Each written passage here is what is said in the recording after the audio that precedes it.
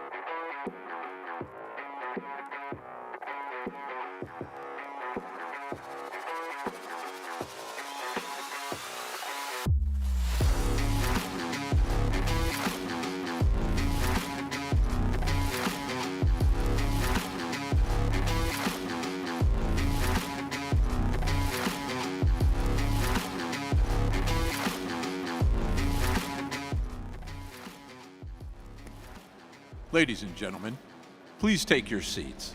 Our program will begin shortly. Please be reminded that there is no smoking in the hall. We will begin shortly. Please take your seats so that we can welcome our honored guests. Again, please take your seats now.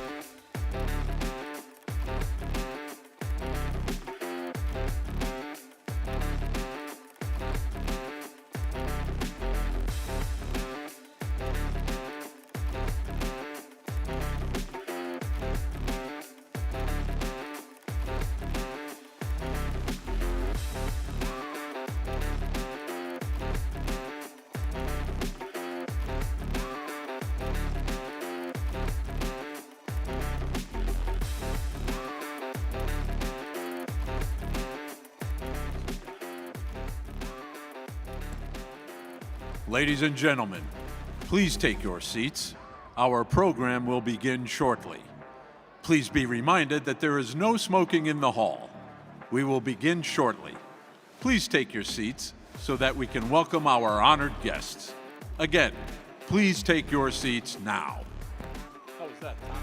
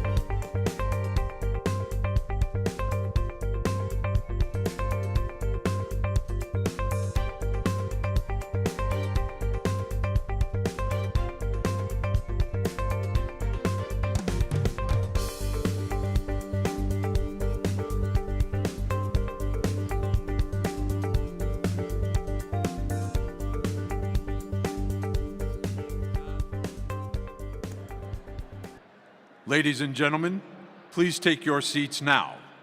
The show is starting. Please be aware that there is absolutely no smoking allowed in this building. Welcome to the Schwartzman Center. In the unlikely event of an emergency requiring us to evacuate the building, emergency exits are located along the south side of the building, as well as the doors you used to enter. Keep calm. Exit the building in an orderly fashion and await further instruction from emergency personnel. Thank you and have a good evening. Music up. There is no music. I'm going to play Start. that welcome right now. Ready? There it goes. Rolling. Track it. Take.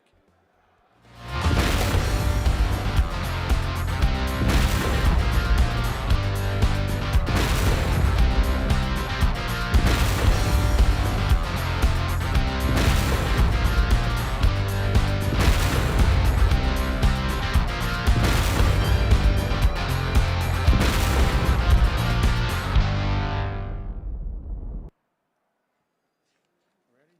Still have me up? Music.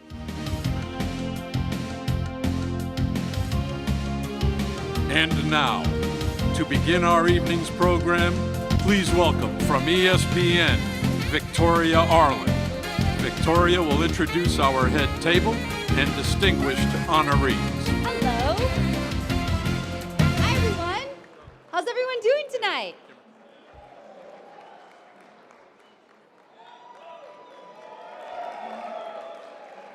All right, can I get a redo? How's everyone doing tonight? Ah, that's better. That's better. Okay, hi everyone. Well, welcome. Welcome. All right, I'm glad we got the energy because we're gonna need a lot more of that before Kevin gets up here and before we get all these epic gentlemen coming out here. We're gonna need all the energy. So, look, on behalf of the Walter Camp Football Foundation, this is my first year here. I have had a stellar time, and I hope you guys have had so far an amazing time. I'm just super, super honored to be here, super honored to be standing up here. I am not a football player. If you saw me throw a football, you would be terrified.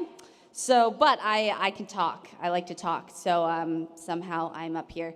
But I'm really, really excited to be here. Really excited to be here with all of you. And let's bring the energy. Let's bring out some epic humans of why we are here to celebrate. I'm just truly, truly honored to be standing up here on behalf of the Walter Camp Football Foundation. So let's turn our attention to the entrance archway. Now, before I start talking a lot more than I already am right now, I'm going to need you all to bring your absolute, like, A-game energy. Can you do that? Can we do, like, a practice? Like, 1, 2, 3, go. Yep, okay. Because we're gonna have a lot of honored guests, honorees, All-Americans, epic humans walking through that entryway, and when they walk through, we're just gonna need to get loud, like really loud. Can you do that? 1, 2, 3, get loud. Yep, okay. All right, let's turn your attention to the archway as we introduce the Walter Camp Football Foundation officers and honored guests. First, please welcome the current officers of the Walter Camp Football Foundation. Let's start with the immediate past president, Maria Coppola.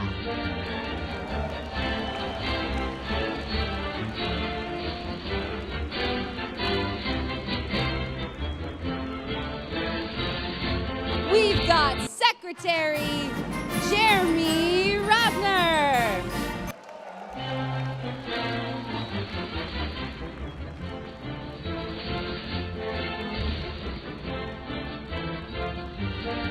And we've got Vice President Greg Rocchio.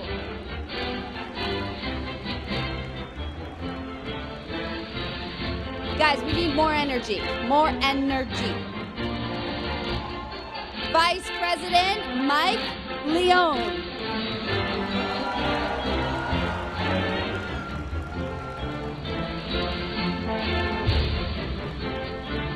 Treasurer and past President Bill Raffone.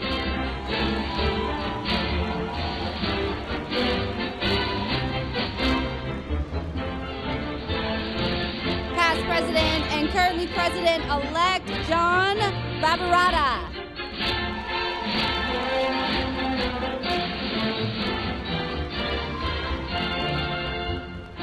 Let's give it up for one more round of applause. Pretty please, thank you.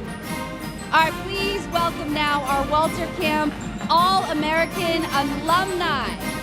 First up is 1974 All-American offensive lineman from the University of North Carolina, our Alumni Award winner in 2013, and the current president of the Alumni Association, Mr. Ken Huff.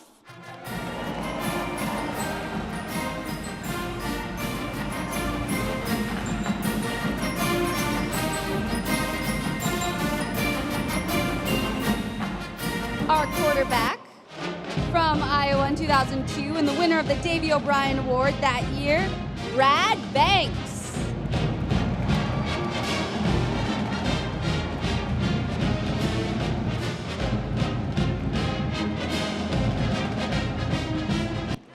From Cal, All-American defensive end in the year 2000, please welcome back Andre Carter.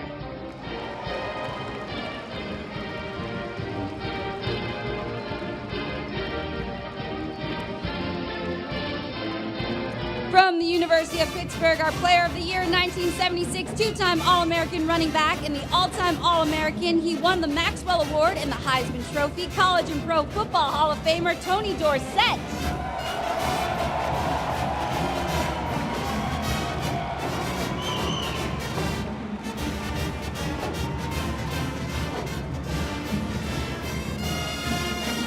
From the two-time National national champion Nebraska Cornhuskers, winner of the Johnny Unitas Golden Arm Award. He was our Walter Camp quarterback back in 1995, a college football Hall of Famer from our all-time Walter Camp All-American team. Please welcome Tommy Frazier.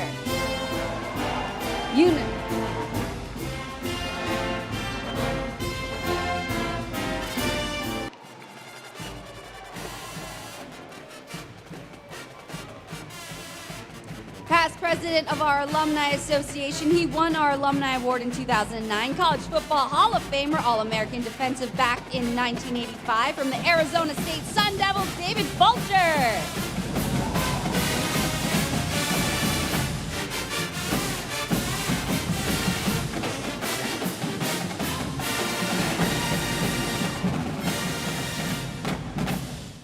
Another past president of our Alumni Association, 1980 winner of the Maxwell Lombardi and Walter Camp Player of the Year awards, three-time All-American and all-time defensive end, College Football Hall of Famer from Pitt, Hugh Green.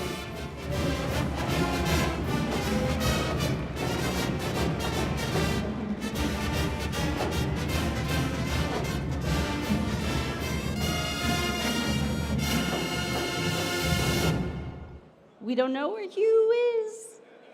All right, moving on. Our 1997 Connecticut Player of the Year, running back from the Syracuse Orangemen, Kyle McIntosh.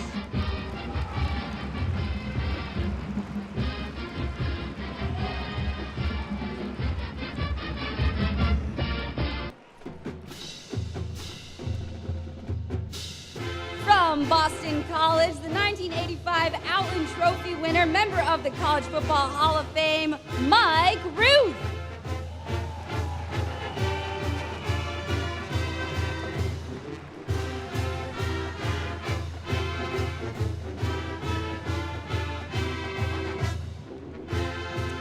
At defensive end on our 1977 All-America team, elected to the College Football Hall of Fame in 1995 from the University of Kentucky Wildcats, Art Still.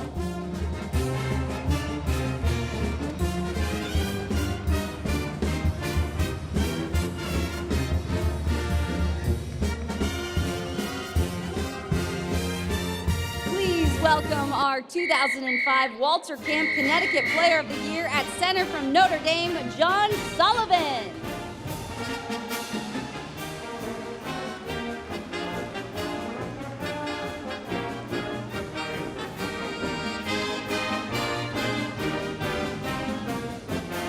Our All-American wide receiver in 1994. He won the Paul Warfield Trophy that year and was elected into the College Football Hall of Fame in 2020 from the University of Colorado Buffalo. Say hello to Michael Westbrook.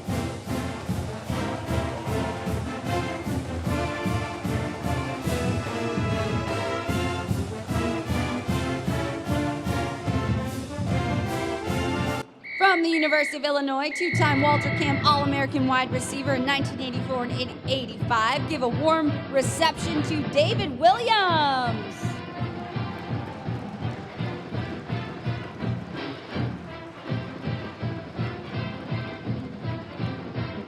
Thank you to all of our wonderful returning All-Americans and award-winning alumni. Give it up one more time, folks. All right, now give an extra warm welcome to our Master of Ceremonies from ESPN, a graduate of Temple University, Mr. Kevin Nagande.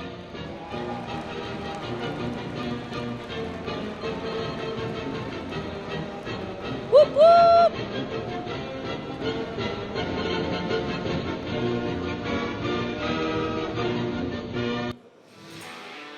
Tonight's Walter Camp Player of the Year Award is presented by David McDermott Lexus of New Haven. Representing them, please welcome their general manager, Kevin Simbathy.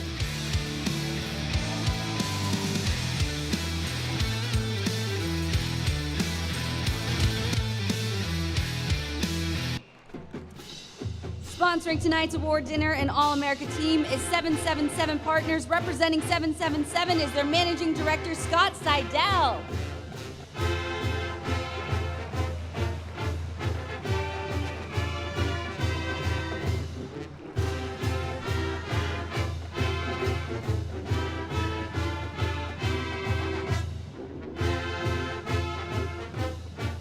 And now we welcome into the hall our Walter Camp 2022 All-America players. Give an extra warm welcome, folks. We're going to get started at 215 pounds, 6'3", from Michigan State, a graduate, Bryce Behringer.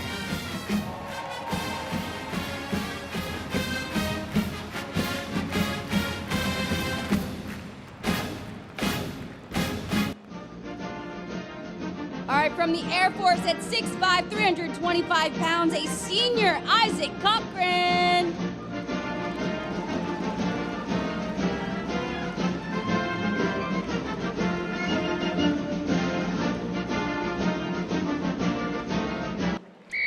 From Notre Dame at 6'5", 265 pounds, another senior, Isaiah Foskey.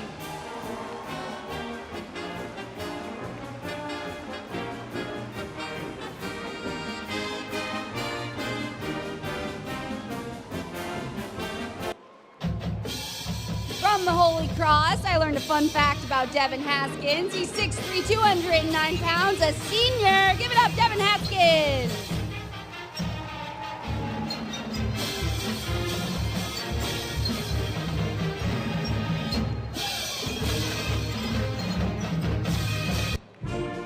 At 180 pounds, 5'9", a senior from Fordham. Give it up for Fotis Kokosoulis.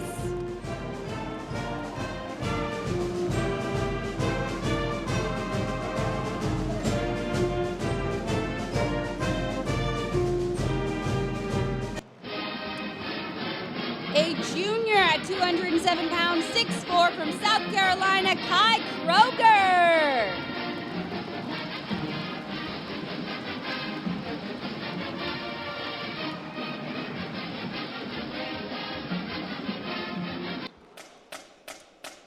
At 204 pounds, 5'10", junior from New Hampshire, Dylan Lobb, everyone.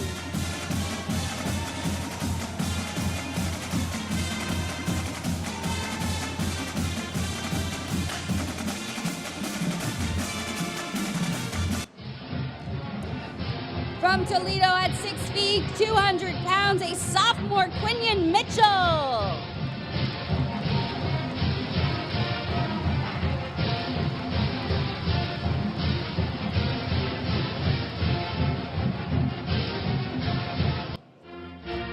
A senior at 235 pounds, 6 feet tall, from Cincinnati, Ivan Pace Jr.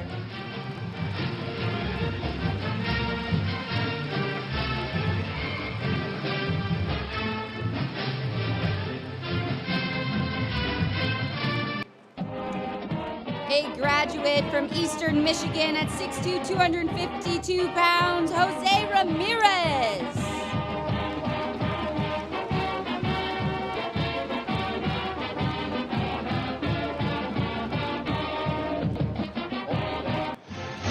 And last but certainly not least, from Minnesota, 6'4", 320 pounds, a senior, John Michael Schmitz.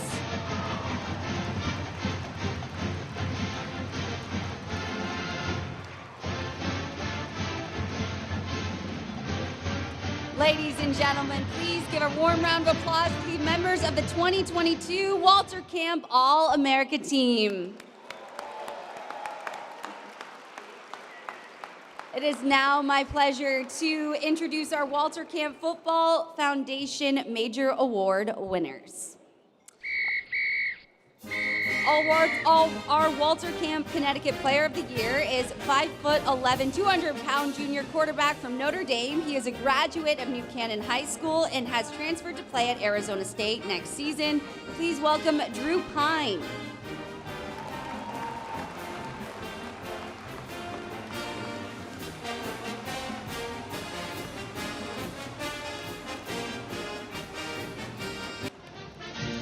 Our Walter Camp Football Foundation 2022 Coach of the Year, the head coach from Texas Christian University. Please welcome to New Haven, Sonny Dykes.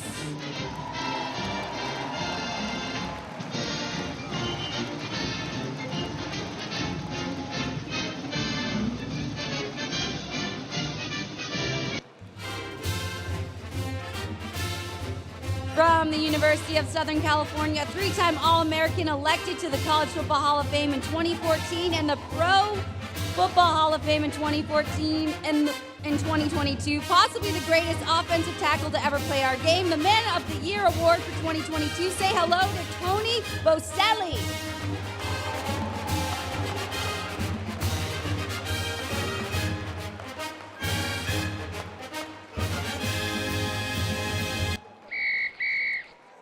From Syracuse, three-time Super Bowl champion, NFL coach extraordinaire, please welcome our Walter Camp 2022 Distinguished American Coach of the Boston College Eagles, Jacksonville Jaguars, and the New York Giants, the one and only Coach Tom Coughlin.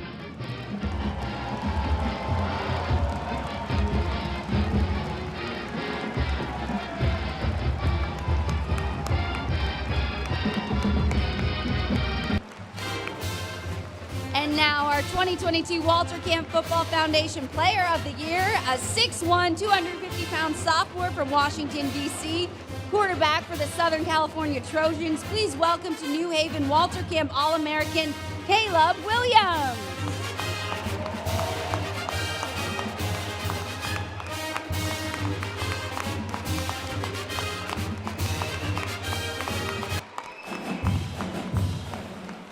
And finally, we welcome into the hall the current leader of the Walter Camp organization, the president of the Walter Camp Football Foundation, a graduate of the University of New Haven, Tony Mortale.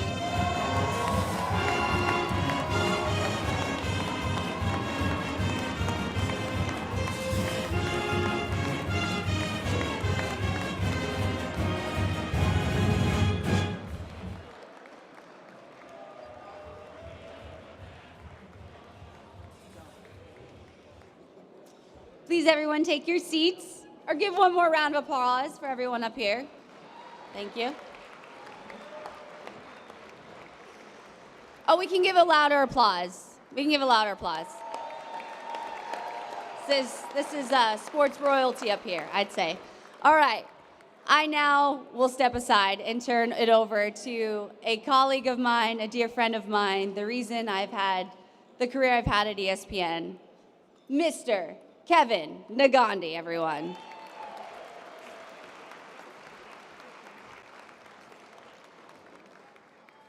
Victoria, thank you so much. You're too kind with your comments. How we doing tonight? Good? It's a great crowd here.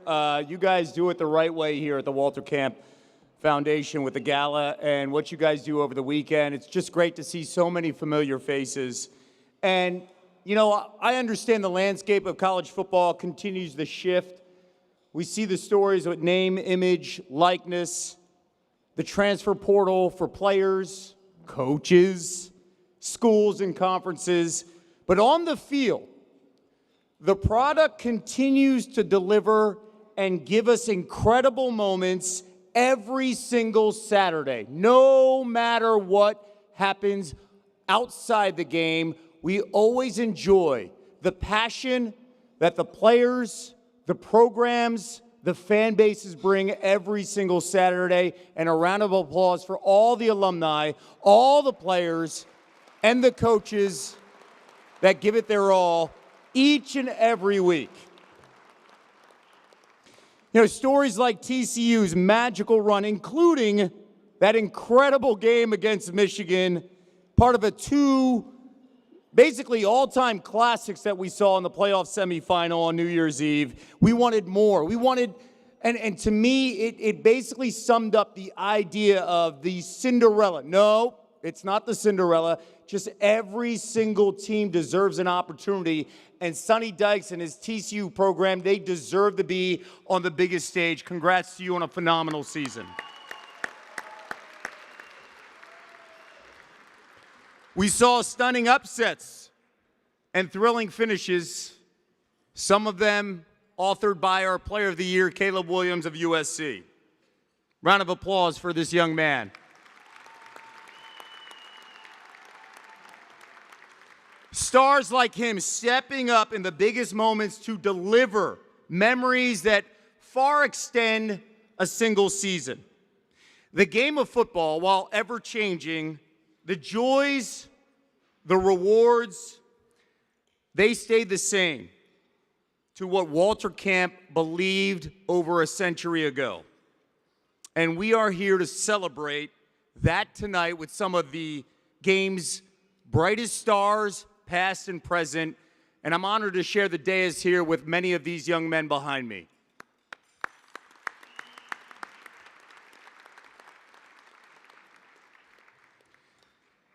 Ladies and gentlemen, at this time, please rise and welcome longtime member of Walter Camp, Officer Bill Barone, who, along with Denver Bronco cheerleader Sophia F., they will lead us in the Pledge of Allegiance. This will be followed by our national anthem to be sung by Ryan Murphy. I pledge allegiance to the flag of the United States of America and to the republic for which it stands, one nation, under God, indivisible, with liberty and justice for all.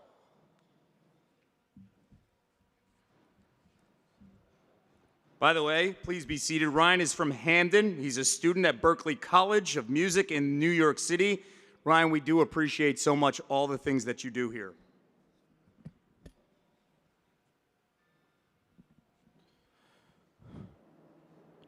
Oh, say, can you see by the dawn's early light what so proudly we hailed at the twilight's last gleaming, whose broad stripes and bright stars through the perilous fight o'er the ramparts we watched were so gallantly streaming, and the rocket's red glare,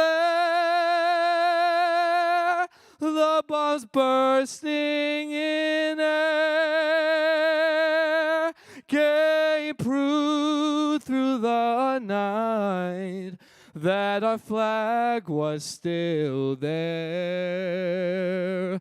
Oh, say, does that star-spangled banner yet wave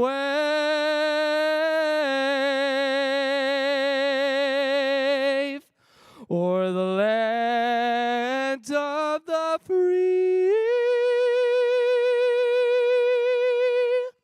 and the home of the brave?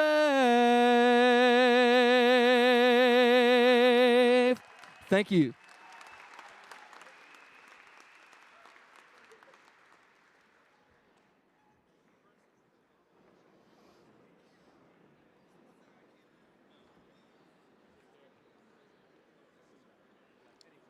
Once again, how about Ryan Murphy? Well done. Thank you, Ryan. Serving as tonight's Walter Camp chaplain, we welcome the Reverend Derek D. Lewis, senior pastor at the Transformational Church. He will give tonight's invocation. As our chaplain comes forward to the podium, please remain seated in a moment of silence and direct your attention to the video screens as we acknowledge and honor football notables who have passed away in 2022, including former Vikings head coach Bud Grant, who passed away today at the age of 95.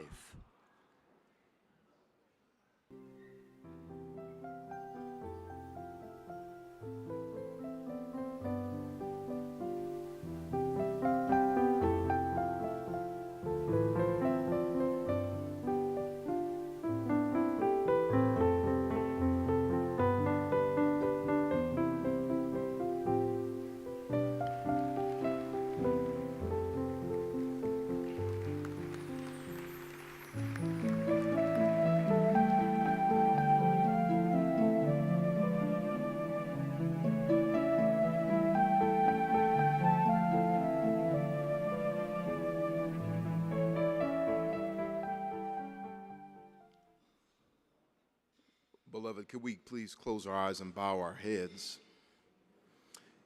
Eternal Father in heaven, we thank you. We thank you for life everlasting. We thank you from how far you brought us, Father, we thank you for this assembly of those who love our great sport. Father, we ask that you do what you do best. Father, that you blow our minds tonight as we bless those we are. Amen.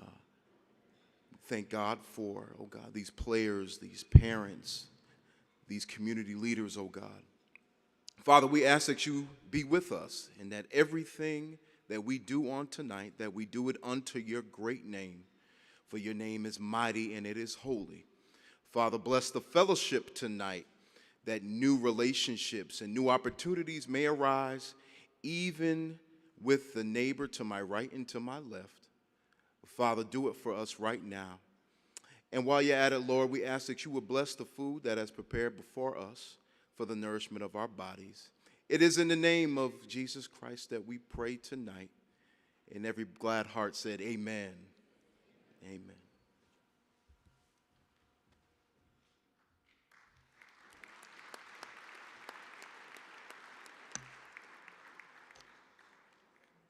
Reverend, thank you so much.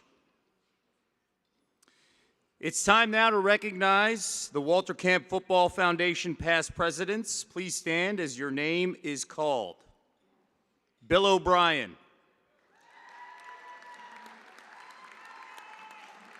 Vin Faricelli. Ernie Williams. Kevin O'Brien. Bob Gargiulo. Ed Pellegrino. Tom Lally. Bernie Pellegrino. Bill Raffone. John Barbarata. John Marks. Jim Monaco. Rob Kaufman. Mike Madera. And Mario Capola. And now, please welcome the current president of the Walter Camp Football Foundation, Tony Mortale.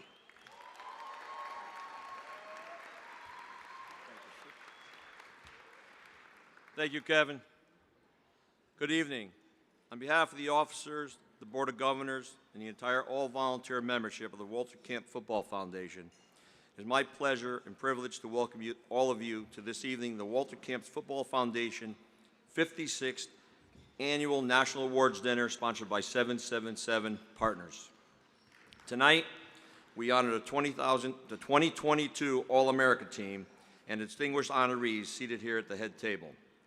Great contributors to the game and the 2022's best college football players, we welcome you all. This year marks our 133rd annual Walter Camp All-America team. I would be remiss if I didn't mention and thank all the past Walter Camp All-Americans that are here this evening, and for all those who have walked through these doors.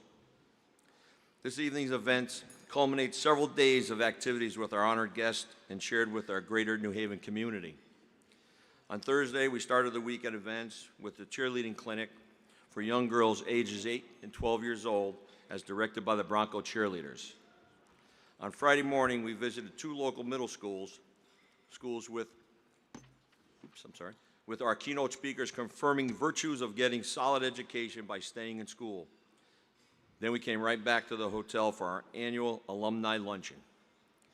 Later that afternoon, we continued to place smiles on young children's faces at the Hartford Children's Hospital with the help from our All-Americans and Walter Camp alumni through virtual visits. Later that day, we made a quick trip to New Haven Boys and Girls Club with the alumni and the All-Americans. Social events were held throughout the past couple of days that allowed our honored guests and visitors to enjoy historic Yale University, the culture and the culinary atmosphere and nightlife that is the essence of New Haven. This morning, we held the Breakfast of Champions to honor the Walter Camp and the Connecticut High School Coaches Association Offensive and Defensive Players of the Week and the Walter Camp All-State teams. Walter Camp Football Foundation has been extremely fortunate to have a strong relationship with our corporate sponsors, program advisors, media partners, and local business community. We are always grateful and appreciative of their financial assistance. These sponsors are proudly displayed in your program book and on the video screens around the wall. We urge you to support their services whenever you can. This outpouring of support from all of you gives the Walter Camp Football Foundation the ability to help local charities and youth organizations. I cannot thank you enough for your unwavering loyalty and support of this foundation. Congratulations to each of you and welcome to, oops, sorry, I turned the page too fast, and I'm sorry, I apologize for that. Okay, yeah. The honorees at the head table are here this evening because of their dedication, commitment, professionalism, and alliance to their communities and to the great game of football. Congratulations to each of you and welcome to the Walter Camp family. And to the young men behind me, congratulations as Walter Camp All-Americans for your achievements on and off the gridiron. Please continue to represent the ideals and the integrity of the game as set forth by Walter Camp himself. I welcome each of you also to the Walter Camp family. All eyes are on you this evening in New Haven. Finally, to my family, my greatest support system, my daughter Alicia, my two sons, Anthony and Michael, and their spouses, Carissa and Sarah, for all the countless hours I have been away from them and for all the times I put them to work in many Walter Camp weekends. I love you guys.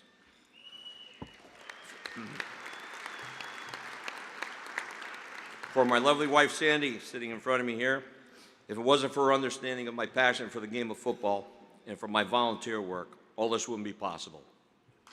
She is the most understanding wife and my biggest supporter. All my love to you, Sandy. Thank you. Once again, I want to thank you all for attending tonight's event. I hope you enjoy our program. Thank you.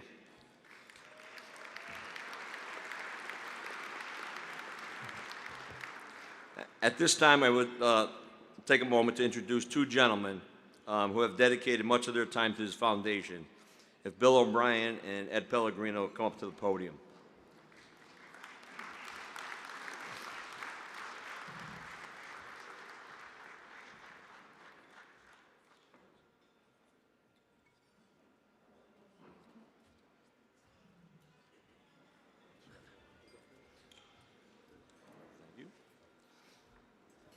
I would like to present both of these symbols of our gratitude for 50 years of service as volunteers of the foundation, as members and past presidents. Thank you guys for all your work and your loyalty to the foundation.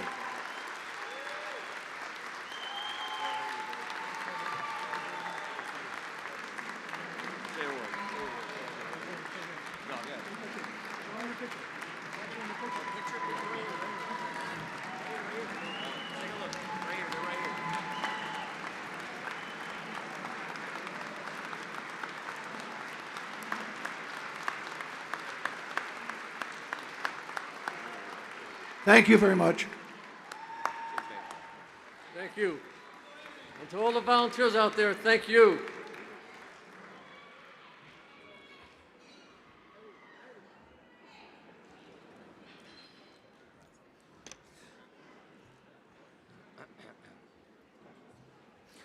And now I'd like to turn the program back to our MC for this evening. Kevin Nagandi hails from Philadelphia area, a graduate of Temple University. He is a great friend of the foundation and someone I'm proud to call my friend. Once again, Kevin Nagandi.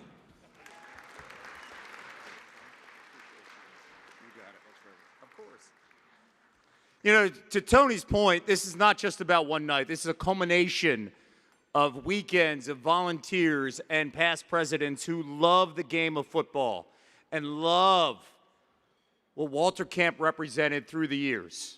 And they carry the tradition year after year. And I'm just honored to be on the same stage with many of these men who have continued that tradition, not just through decades, but through the last 50, 60, 70 years in believing and honoring the game's current greats in college football. My job tonight is to keep this train moving, all right? Are you with me on that? to have a good time, to eat good food, and keep the train moving. So with that, it is my honor to introduce from the United States Congress, please welcome Senator Richard Blumenthal.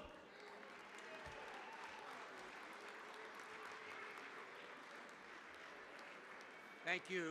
Thank you so much, Kevin. I will keep the train moving and on its tracks.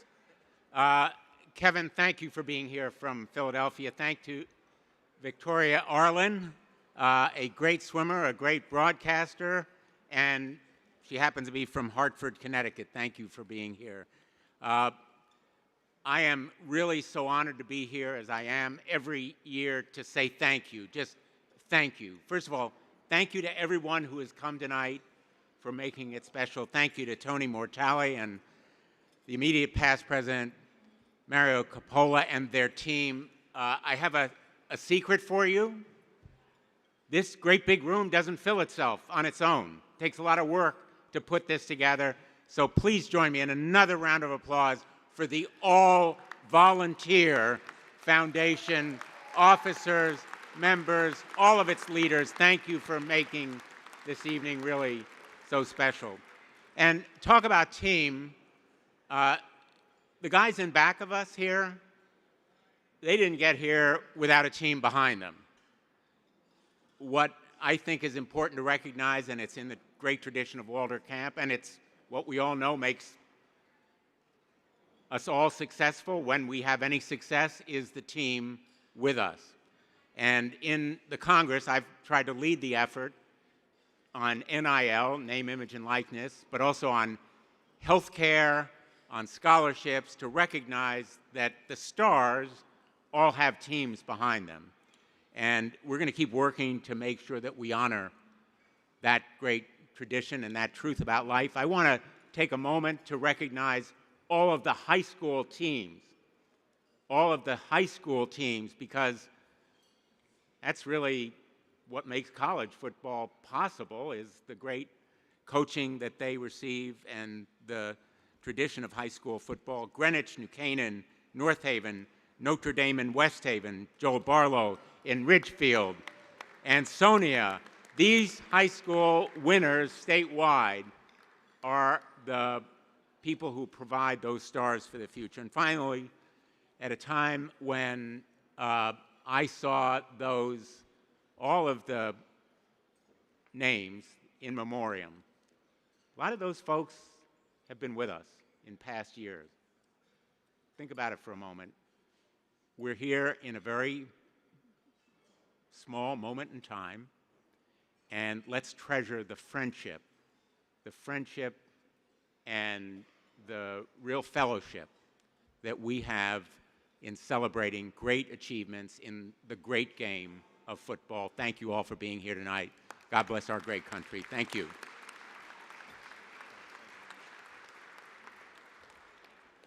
Senator, thank you so much. And to his point, let's talk about the high school athletes in this state and what they've accomplished as teams. Ladies and gentlemen, as President Tony Mortale told us in his remarks, the Walter Camp Breakfast of Champions was held at the Omni Hotel this morning. Our all-state high school players and High School Player of the Year were announced and celebrated, along with the CIAC state championship teams.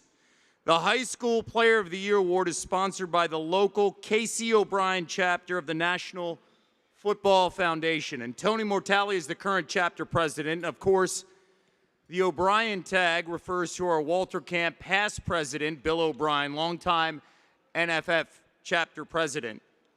And joining us tonight at table 61 as guests of the NFP Sports is the Walter Camp Breakfast of Champions Inspiration Award winner, and that is Braden Saucier, the quarterback at Woodstock Academy, along with his dad, Sean Saucier, his head coach at Woodstock. Now listen to this story, guys. I think this all hits home.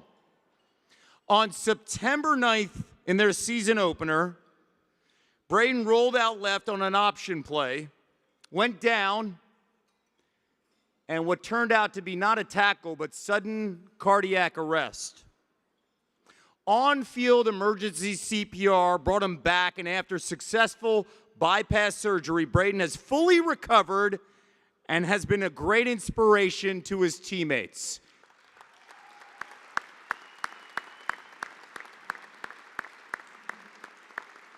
Braden, are you here with us? Can you stand up? There he is, Braden.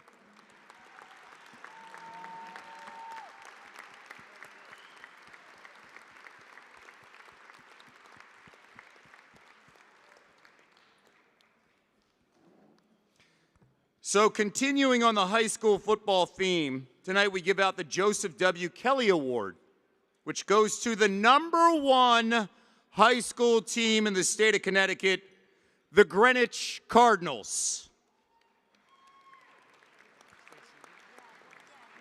The Joseph W. Kelly Award is presented in memory of Walter Camp past president and founding father Joe Kelly. And Coach Tony Morello guided his Greenwich High School football team to an 11-2 record last fall, earning the top spot in Connecticut high school football after defeating Glastonbury 42-0 in the semifinal game. Tony's Cardinals went on to beat Fairfield Prep 31-17 to win the CIAC state championship. And now, Victoria Arlen and Walter Camp High School Committee Chairman James Thompson will present the Joseph W. Kelly Award to Coach Morello and his Greenwich High School team. Congratulations. Woo! I'm in the presence of some royalty here. We're trying to find our camera. All right, Coach, I have to ask you, because that was an absolute destruction of a score. What is the secret sauce? Size and numbers. Okay. I mean, anything else? Can you add a little more there? Well, look, this award is near and dear to all of our hearts. Individual awards are great when it comes to football. There's nothing better than a team award. Yeah. And to be the team of the year, it comes with a great deal of pride. The leadership was top-notch this year from the group, and we faced some stiff competition. And again, we were 11-2, so we lost 2 games this year. It was unlike. Oh, only two? Wow, it really slacked. Yeah, we're the first 2-loss team to ever be #1 in the state of Connecticut, so we must have done something right. Yeah. But we're super grateful. And thank you to the Walter Camp Football Foundation for having us tonight. It was a real honor. Yeah, the honor's all ours. Congratulations, Coach. Victoria. Congratulations, Coach Morello and Greenwich, on a phenomenal season. So after tonight's dinner program, the officers and members of the Walter Camp Football Foundation invite those of you age 21 and older to an after-party celebration at Bar on Crown Street. Your tuxedo, your badge, or your cocktail dress or dinner ticket will get you in the door. Please join us at Bar. And as I said, my job here is to keep it moving. The train's on the tracks. Make sure you guys are eating well, drinking well, and also having a good time. So as we go to a brief break, please direct your attention to the video screens as we acknowledge our sponsors and past and present award winners. We'll be back in a few minutes to present more awards. Please stay seated to allow our dinner service to continue. Thank you.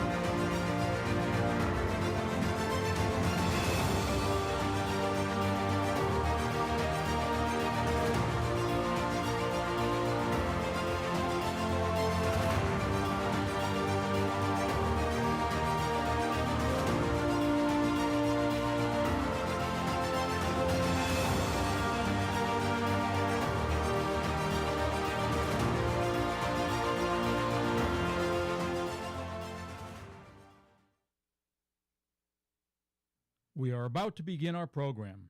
This is the 2-minute warning. Please take your seats now. We will begin in 2 minutes. You are out of timeouts. 2 minutes to go. Please take your seats as we get ready to begin our program.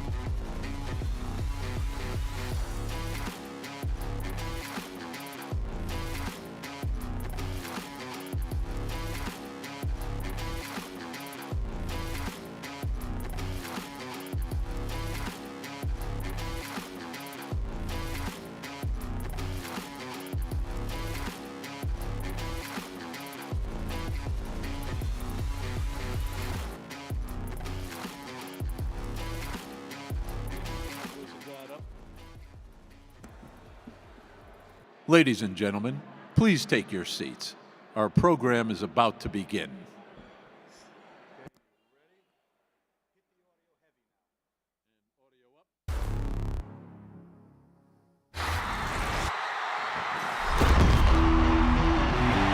I don't know about you, but I love college football. Hit the ground running. You hear the sounds coming. You felt the ground move. Yeah, bad news.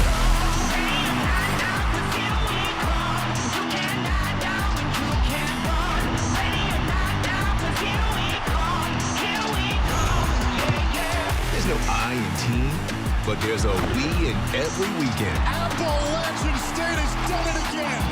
Amazing athletes and the frenzied faithful, pouring their hearts and souls into every moment, every play.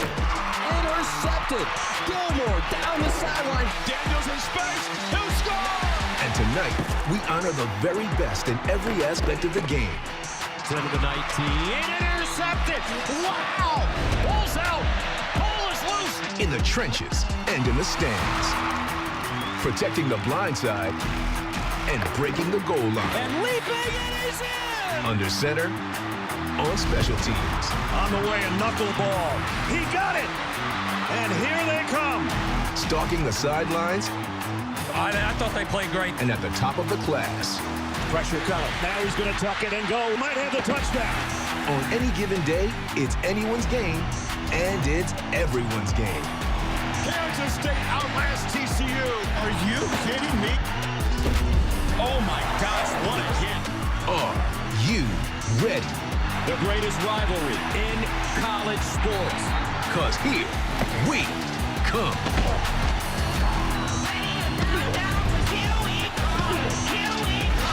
You just don't do it any better than that.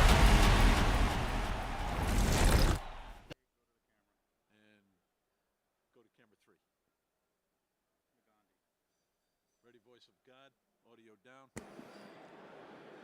Ladies and gentlemen, once again, Kevin Nagandi.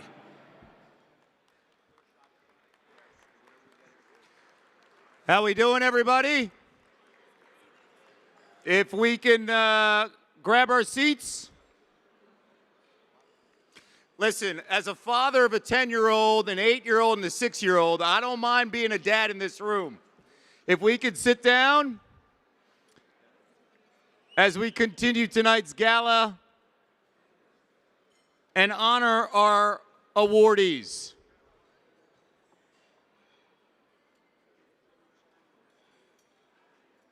There's a group over here that I need to sit down. If you guys could sit down, that'd be phenomenal. Tony, listen, this is the only time I can talk to a Hall of Famer like this. Tony, please sit down. The great Tony Dorsett, everyone.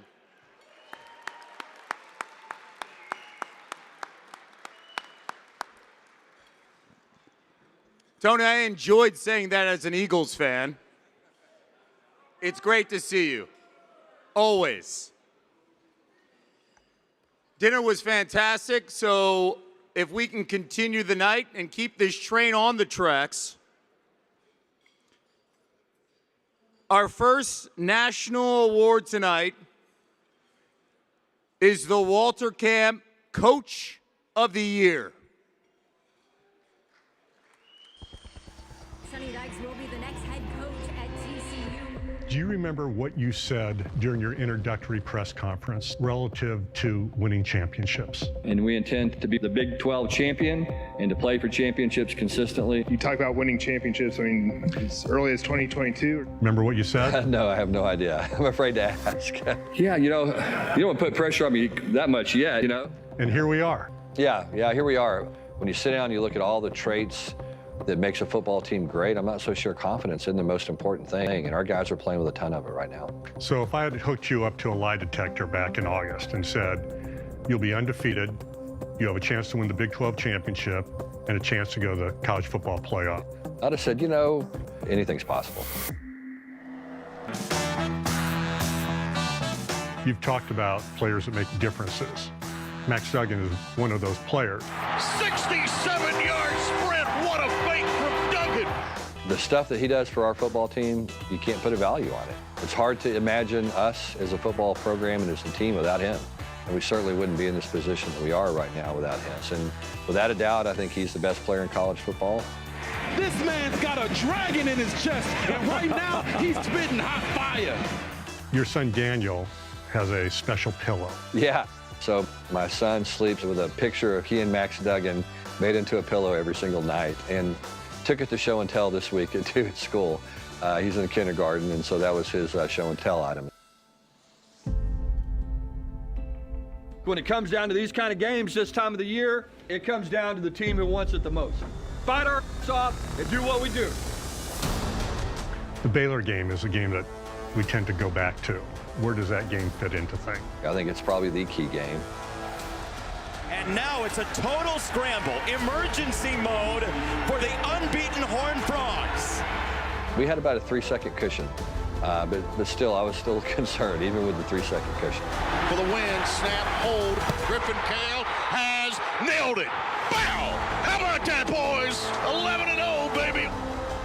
It's something we'd worked on every Thursday, and he had run out there in that hurried way before without measuring his steps, and he had kicked it down the middle, I think 14 out of 15 times. It's amazing what you can do when you have confidence and you have a belief in yourself. I can't believe what Sonny Dykes just did.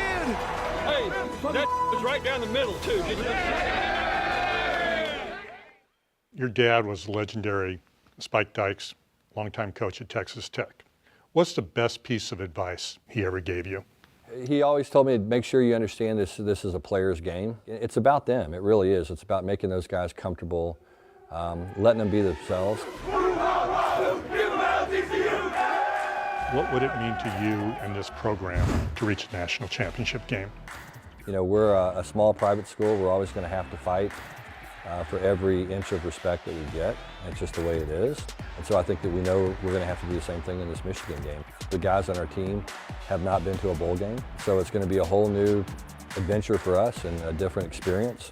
You get tired of hearing, Cinderella story and all that kind of stuff. You want some respect, and it's going to be an opportunity for us to go out and earn it. Win or lose, Saturday. Is this one of the 4 best teams in the country? Oh, I think so, for sure. I think we've proven it. And I think at the end of the day, that's what the 4 best teams are. They're teams that have figured out how to win games, no matter what.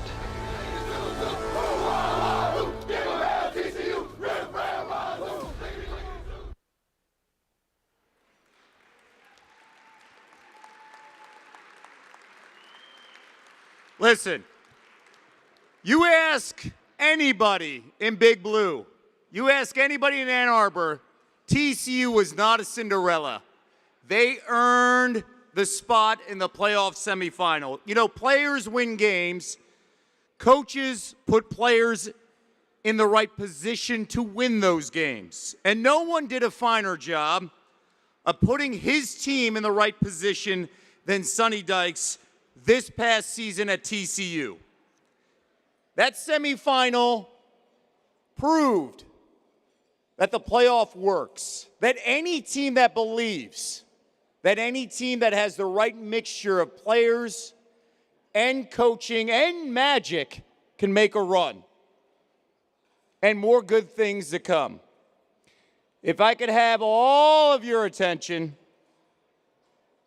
all of you, it is now my pleasure to present the Walter Camp Football Foundation's 2022 Coach of the Year Award to TCU head football coach, Sonny Dykes.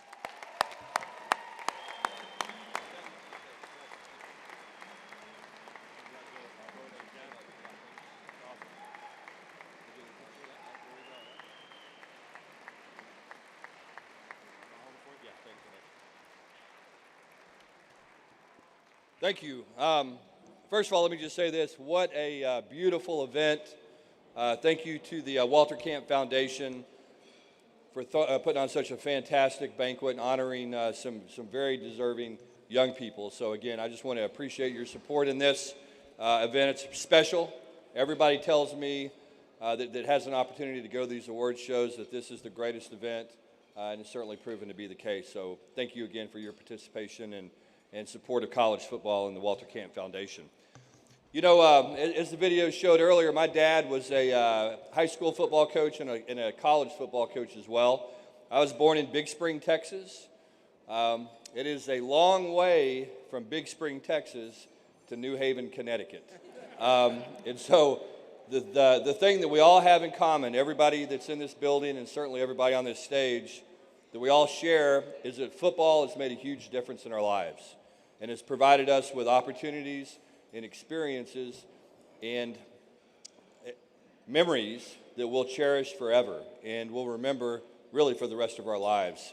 And that is the great thing about football, is that it provides opportunities. Let me just say this, there's a lot going on right now in college football. Everybody talks about the transfer portal, name, image, and likeness. It's a difficult time, but when you have an opportunity to be around these young people, like I have, it gives you tremendous optimism about the future of our game. Every one of these young people are going to go on and make a difference. They're going to do more for football than football's done for them, and I think that is all of our job, is to do that.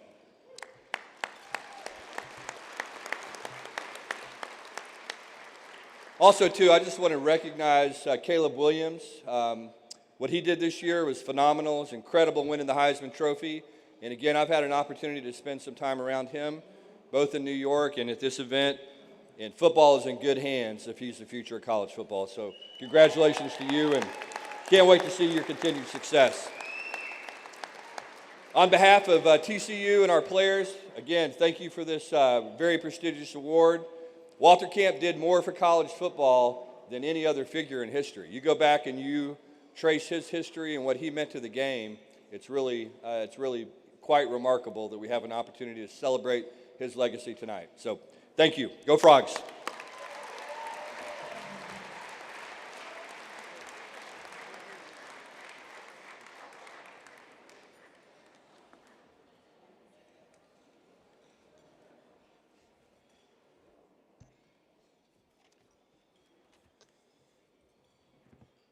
And now, Sonny, thank you so much. Now for our Connecticut Player of the Year, presented by the Outlier Project. Drew Pine was a 4-star prep recruit out of New Canaan High School. He ended his high school career as New Canaan's career leader in passing yards and touchdowns. Drew was a 2-time Connecticut State champ, as well as a New England Regional champ. He was named an Under Armour All-American in 2019. His first 2 seasons at Notre Dame, he played sparingly before assuming the role as the starter this past season. He started 10 games for the Fighting Irish last fall, leading Notre Dame to an 8-2 record, which included a 4-1 record against top 25 teams. 3 touchdown passes at North Carolina, the most by a Notre Dame quarterback in their first road start since 1994. Against Navy, he was responsible for 5 total touchdowns, 4 first-half passing touchdowns. And against Caleb Williams, he completed his first 15 passes when facing USC. Recently, John Pearson, sports director at WTNH here, Channel 8 New Haven, had a chance to chat with Drew. The Walter Camp Connecticut Player of the Year joining us now, Drew Pine of New Canaan High School, played at Notre Dame. And Drew, thanks for being with us tonight. Let's just talk about what you felt hearing that you were named the Walter Camp Connecticut Player of the Year. Being able to be named the Walter Camp Player of the Year for college football is something that, I really hold dear to my heart. I love Connecticut. I love Connecticut football. Being able to play and grow up in Connecticut and play for such a legendary coach in Lou Marinelli and such an amazing staff and great players and teammates, true honor. And it's something that, I really hold dear to my heart. Just talk about this whole football thing.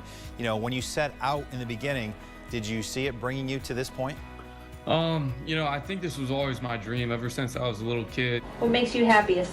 Playing football game. I remember watching, football on Sundays with my family, and I'd be playing knee football with myself, looking up at the screen, imagining being those players. And I remember watching all these guys in college excel, and that's always what I dreamed of being. And my journey, this journey has just been unbelievable. I've been so lucky to be surrounded around such great people, and I'm excited for it to continue on. The college landscape has changed so much in just the last few years. You're being awarded for your work at Notre Dame, but let's just look back on that year last year. You become the starter of the Irish. That had to be a dream come true. And then you have some amazing games there. What was it like to be under center for a team with so much history? Again, I think it was a dream come true. To be able to play for such a prestigious school was an honor. And, I'm proud that, I never gave in, and, it was my 3rd year, and every single second, every single day, I prepared like the starter. I prepared as hard as I could because I knew that when my opportunity came, I needed to be ready. And I'm proud of myself to be able to do that, and all my players and best friends who helped me through all that. And I'm very thankful for my time at Notre Dame. Pine launches to the end zone, jump ball caught, touchdown. One of the things that stood out about that Notre Dame season last year, when you went 23 of 26 for a passer rating against USC, which is second best single game in Notre Dame history. When you're talking Notre Dame history, that's pretty steep. What do you remember about that game where it seems like you couldn't miss? Pine will launch downfield, touchdown. Yeah, well, I remember throwing my first incompletion in the fourth quarter, and really it should have been a touchdown. And I was like, the ball hit the ground. I was like, is that really that was the first incompletion I've thrown all day? But I just trust my guys. I trust my teammates. I love my teammates. I play hard for them. They play hard for me. And that's just the chemistry we built. And I was so comfortable and got so much better every single game throughout the season. I took every day of practice like a game, and I felt like that helped me so much throughout the whole entire season. It is pretty crazy, thinking about Joe Montana and Joe Theismann, all these, unbelievable players that played in Notre Dame. So just having my name in the same category as them in some instances is pretty amazing. Yeah, that's got to be special for sure.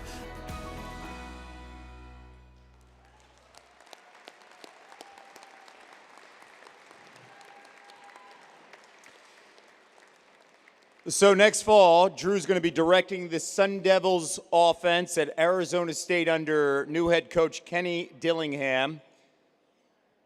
Please welcome Scott McGregor from the Outlier Project as he joins me to present the 2022 Walter Camp Connecticut Player of the Year Award to Drew Pine.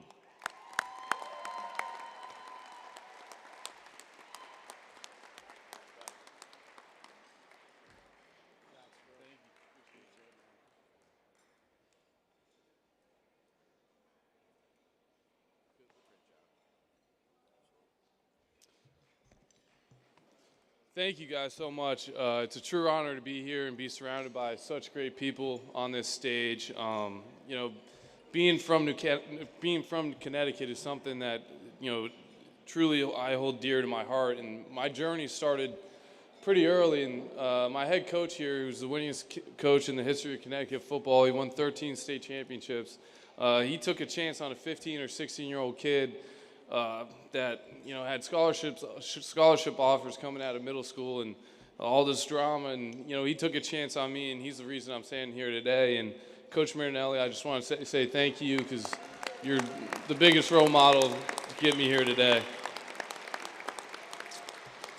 I think every collegiate athlete goes through some sort of adversity in their time in college. For me, I had to wait 3 years to really start at quarterback, and I think what I learned through that is to never give in. No matter what happens, always be prepared and always be ready to play, because, whenever your opportunity comes, you need to be ready. And so that's kind of what I've learned the past 3 years, is to never give in. I'd also like to thank my family. My family and I are very close. I have my 3 siblings here, my 2 sisters who hear so much about football, and they know the difference between cover 1 and cover 2. My older brother is my role model. He molded me, and I'm working every day to live our dream. And my dad, he's the rock of our family, raised great kids, and we're all super tight. And my mom, she's my #1 supporter and #1 fan, and I wouldn't be here without you. So thank you, guys.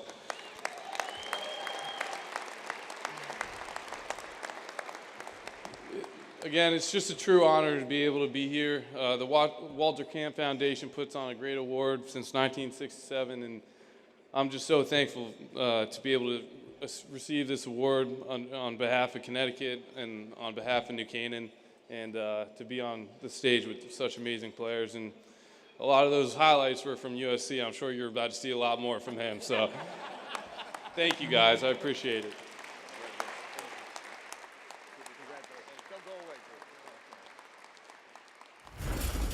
Drew's going to stick around here. Walter Camp selected the very first All-America team in 1889. And over 130 years later, the award still carries the same prestige and honors the legacy of Walter Camp. The 2022 Walter Camp All-America team is led by USC quarterback Caleb Williams. He's joined in the backfield by Michigan's Blake Corum and Texas Longhorn Bijan Robinson.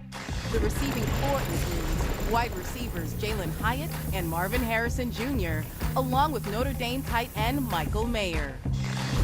Tackles Paris Johnson Jr. and Peter Skoronski, along with guards Steve Avila and Osiris Torrance, join Michigan center Olusegun Olawatimi on the offensive line. On the defensive side of the ball, the line includes tackles Elijah Cansey and Georgia's Jalen Carter, along with defensive ends Isaiah Foskey and USC's Tuli Tuipulotu. The linebackers for this year's team are Will Anderson Jr., Jack Campbell, and Cincinnati's Ivan Pace Jr. And the defensive backfield, Clark Phillips III, Devin Witherspoon, Emmanuel Forbes, and Christopher Smith. And rounding out this year's Walter Camp All-America team are the specialists, kicker Christopher Dunn, punter Bryce Beringer, and kick returner Jalen Lucas. And now, we'd like to present the Walter Camp All-America second team. Directing the offense is Ohio State's C.J. Stroud, joined in the backfield by Mohamed Ibrahim from Minnesota, Illini Chase Brown, and Alabama Birmingham's Dwayne McBride.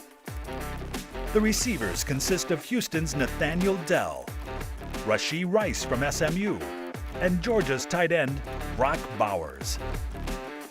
Up front on the offensive line, we have Joe Alt, Andrew Voorhees, Olu Fashanu, Isaac Cochran, and Nick Broker, along with Minnesota's John Michael Schmitz at center. Our specialists are Jake Moody, Kai Kroger, and Tulu Griffin. The defensive front includes Eastern Michigan's Jose Ramirez, Kansas State's Felix Anudike Uzama, and Liberty's Darrell Johnson, along with Johnny Newton from Illinois. Our linebackers are Wisconsin's Nick Herbig, Buckeye Tommy Eichenberg, and Drew Sanders from Arkansas.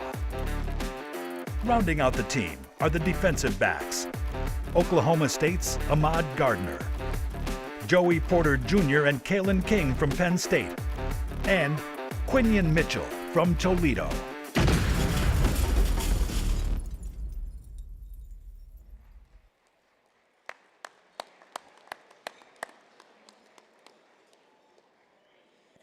It is my pleasure now to present our 2022 All-Americans in attendance this evening. And we're going to go in alphabetical order. So if we could give a round of applause to Bryce Beringer, Michigan State, the punter.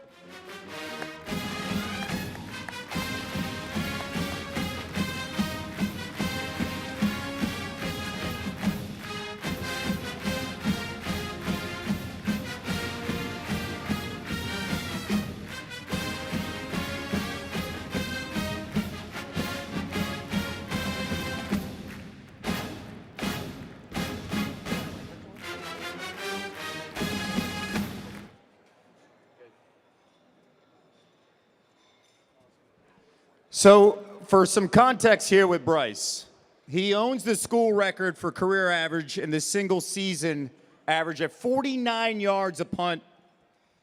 Also the best in Big Ten history. Think about all the great punters, even Reggie Roby. You got to go back to the 80s, how phenomenal he was. And it's Bryce who's the record holder in that conference. But what's more impressive about Bryce, when you play in the Big Ten, you deal with the conditions. It's less than ideal. At Illinois, winds were 25 to 30 miles per hour, the gusts up to 50 miles per hour. You punt 5 times in that game, and you average 50 yards a punt. 4 go inside the 20. Only 1 return for 2 yards in that win against number 14, Illinois. Just for everybody understanding this, we can watch football, we understand kicking the football, but in those conditions, how did you do that? Yeah, comes down to coaching and game management. Fortunately, I had a really good special teams coordinator help me out, try and learn different types of punts, when to use them. So fortunately, you know, going into the wind, I'm hitting a driver ball, that kind of thing, and then just playing around with the wind, you know, feeling it out and keeping returners on their toes. Do you have a favorite moment to this season? Was that your moment, going back to Illinois and doing that? I would say yeah. That's where I started my career before going to Michigan State, so just going back and getting a win was a lot of fun. Bryce, you were at the Combine. Want to wish you the best of luck in the NFL. Congratulations. Thank you.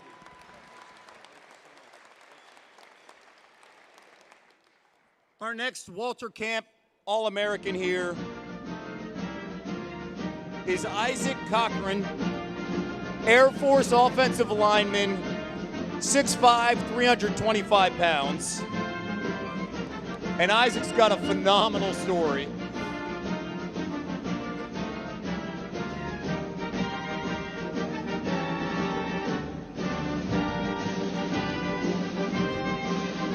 All right, guys, we're talking about a valedictorian in high school. He went to Air Force as a walk-on, and now he leaves as the most decorated Air Force lineman in the history of the football program. A walk-on. So, Isaac, what was the difference for you coming in as a walk-on, turning things around, and then leaving as the most decorated offensive lineman in school history? Well, the difference really was coaching and the support groups I had around me with my family and friends, you know. Coaches who would never give up on me and family who always believed I could, and that's how I made it. All right, so this young man is 6'5", 325 pounds, and when he went to school, his goal was to, after graduation, to get into pilot training. How the heck are you fitting in a cockpit, Isaac? Yeah, see, I found that problem too, so I decided to become a developmental engineer. And that's why he's smarter than me as a valedictorian in high school. Now, you have the chance to get ready for the draft, and when people go to the service academies, usually you have to potentially serve 5 years after you graduate. Now you have the opportunity. It's changed, and the rule has softened a little bit. As you get ready for the NFL, what's your approach? Really, I mean, I'm ready to serve if I'm called upon, but that, thank you. But I'm grateful that the Air Force and the military as a whole has given me a chance to pursue football. So really just accepting the commitment that I made and also being grateful for the gifts that I've been given from the Air Force. Isaac, thank you for your sacrifice. Thank you so much. Congratulations.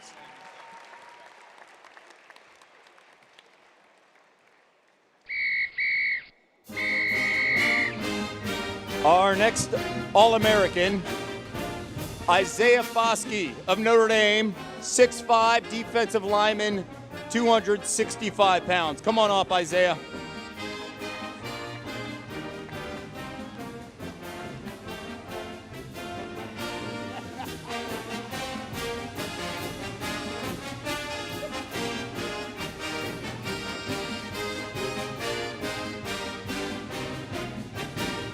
Listen, you know what I love about the rivalries in college football? Isaiah sacked Caleb Williams 1.5 times in that game, and Caleb was giving him the subtle boo while he came up here. First off, what was that like, sacking the Heisman winner and the Walter Camp Player of the Year? No, it's great because he's a great quarterback. He obviously won the Heisman for a reason, so it's just a great opportunity for that. Didn't it feel good, though, to take him down in a game like that? Yeah, it definitely felt good.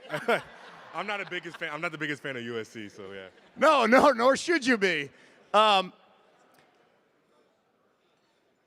Again, when you look at your career, just for people to understand, we're talking about the Notre Dame team captain, led the team in sacks for the second straight year.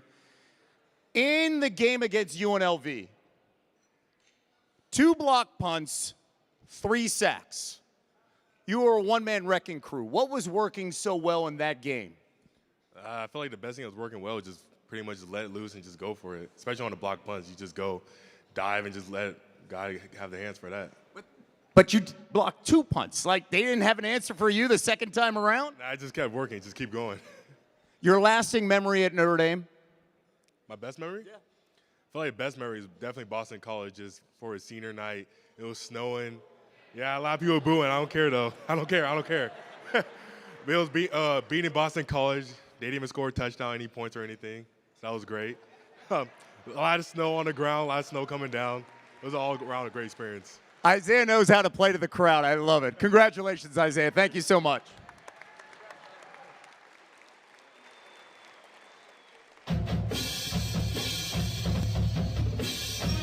Our next Walter Camp All-American, Devin Haskins from Holy Cross, a 6'3" defensive back, 209 pounds. Come on down, Devin.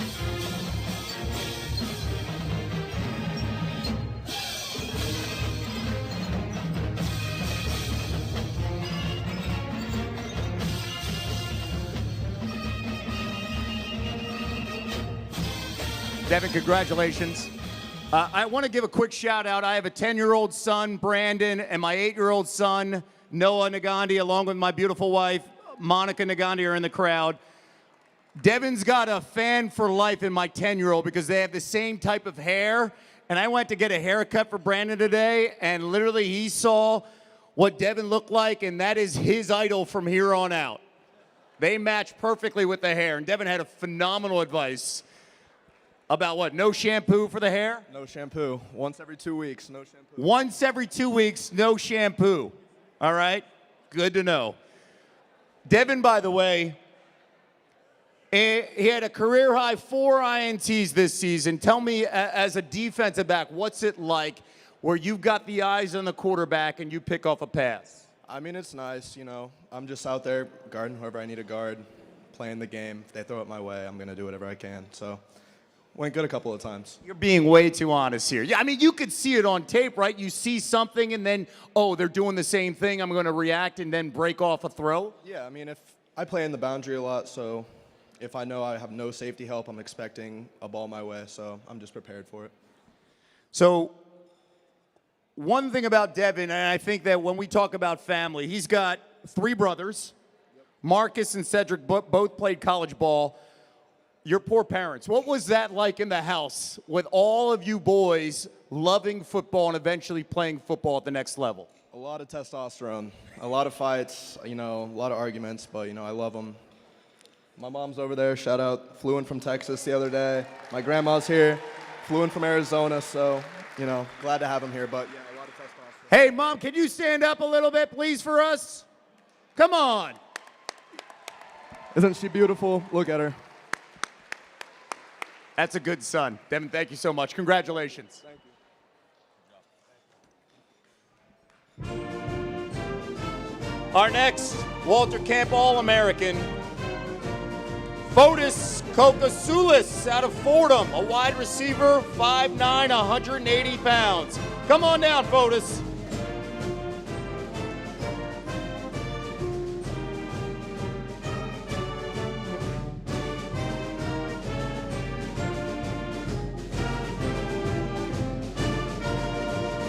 We've all had phenomenal days where you're like, oh my gosh, this is going to go down as one of the greatest days of my life. Fotis experienced that against Ohio. 320 receiving yards and 4 touchdowns. Fotis, what was working that day specifically for you? I mean, our offense, you know, the offensive coordinator had a great scheme. Moved me around in different spots. You know, they just couldn't really adjust. So Tim was putting the balls on me perfectly, and it went well. So it was a great day. What I love about this, the guys on the dais here, and I'm sure Sonny Dykes, Coach Dykes can appreciate this, every single answer has been the credit to their coaching staff, right? But when you watch the film, Fotis, you're catching screen passes, and there's a lot of yak, yards after catch. What was specifically, when you're catching that, do you feel that specifically that day, this could be my day, what the defense has given to me? Yeah, definitely. I enjoy yak a lot. I played running back when I was younger, so it's kind of like as soon as I catch it, I become a running back again. But it was a great day, and you know, you see what the defense gives you. You kind of have a feeling where they're going to be, and then you can run after the catch. So it's my type of wide receiver. I enjoy yak as well, and I don't even play football. At your size specifically, 5'9", 180 pounds, do you model your game around any of the current guys at the next level? Yeah, definitely. But at the same time, at heart, I don't know. I feel like I'm bigger than I am. So I like to run hard. I like to take hits as well. So I model it off of, other guys as well, not just the small guys. But I definitely do watch and learn from them as well. Who are those guys? I watch a lot of running backs. One of my favorites is Adrian Peterson, but receiver-wise, probably Steve Smith is one of my favorites because he's so tough, and I like to model my game after him. So. Two fantastic players, Fotis. Congratulations. Thank you so much.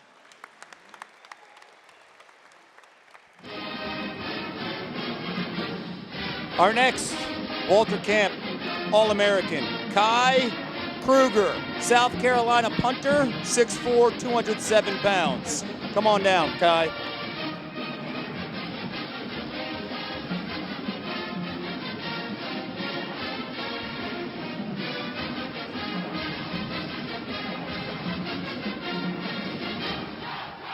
So, what makes Kai so unique specifically this past season? 29 punts, pin the opponents inside the 29-yard line, or make that to 20-yard line.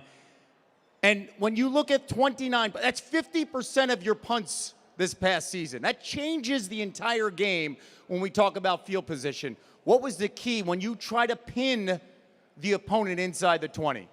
I think a big part of it was definitely being in a good position in terms of on the field. Our offense was able to drive down the field most of the time, put me in a good position.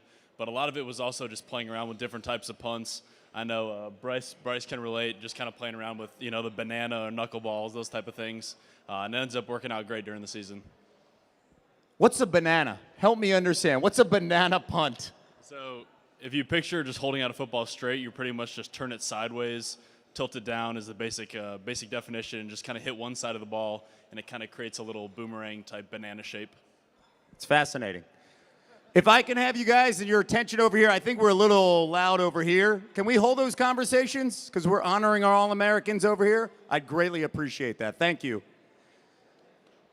One of the things that Kai does, that while you think about punting, right? How about this? He completed 4 pass attempts, 2 on fake punts versus Georgia and Florida, 2 on fake field goals against Vandy and Notre Dame. And he was 6 for 6 with 3 touchdowns as the guy who's the punter. What is that like when suddenly you're playing quarterback and surprising teams? I love it. In high school, I was fortunate enough to play quarterback for 3 years, so I kind of try to use what I learned there to develop into what I can do on the college field. And it's definitely been exciting and fun. I definitely get more nervous when we call a fake punt or fake field goal, but luckily they've worked out so far, so try to keep it rolling. 6 for 6 and 3 touchdowns. That's phenomenal. Appreciate you. Thank you.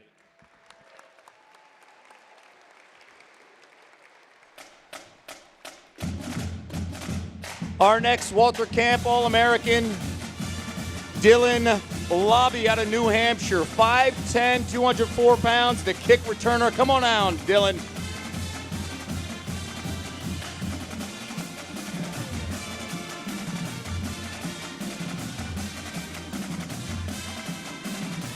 So we've had special teams guys that kick the ball. You're the one that returns it. All right? You had a 100-yard touchdown return at Richmond. By the way, as a kick returner, you're on that island. And you got a lot of guys coming down ready to take your head off. What do you see, and what was that kick return like 100 yards to the house? Well, especially with that, it either starts the game or it starts the half. So really, you gain momentum with that play, especially like coming off a defensive touchdown. I mean, if we are on defense, the opposing team scores. So kind of you gain so much momentum there. It's fun. It's fun. You just catch the ball and run, man. That's what I do. So that's what I like to do. Just catch the ball and run. I mean, but the ball's coming, and these guys are about to take your head off. How do you stay focused on catching that ball and also finding a seam? No idea, to be honest with you. You just run. You just run, really. You just run. You just find the hole. Instincts. Just be the type of player that you are, and just go. You led your team, and you were the top in the conference of the CAA in all-purpose yards. What's your favorite thing to do? When I say all-purpose, you literally are a Swiss Army knife, and you could switch from running back, wide receiver, kick return, punt return. What's your favorite? At heart, I'm a running back, but really, I mean, I'll play anywhere. Like what you said, I've played receiver, running back, kick return, punt return. I mean, I actually tried playing quarterback one time, but I'm 0 for 1 with 1 pick. So, I mean, I tried that, but that didn't work out. But, running the ball, definitely. Dylan, thank you so much. Congratulations. Thank you, I appreciate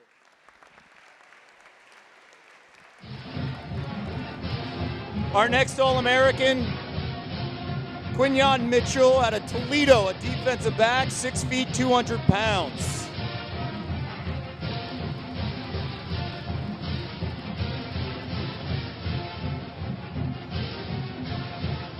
So Quinyon led the country in passes defended, 25, second in the MAC in INTs with 5, first with 20 breakups.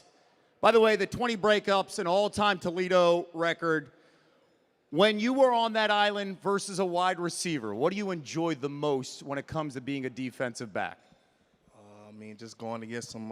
This year we had a good D-line, so I didn't have to cover that long. So, I mean, that kind of helped me out for real. Giving credit to the front, of course, but you still have to defend the passes, right? How much does that play into film study, knowing the tendencies of the wide receiver, also knowing the tendencies of the quarterback? I mean, it helps out a lot, the splits, the guy you're going against, the type of release they run. So, I mean, it helped me anticipate and just play faster. You guys win 9 games at Toledo. You win the Bahama Bowl. How would you describe this season, what you guys had, the magic going through and finishing and closing out with a W? I mean, we had our ups and downs, but we finished strong, but we really felt unaccomplished. So this year we're just striving for more, trying to go 14-0. Quinyon, thank you so much. Congratulations.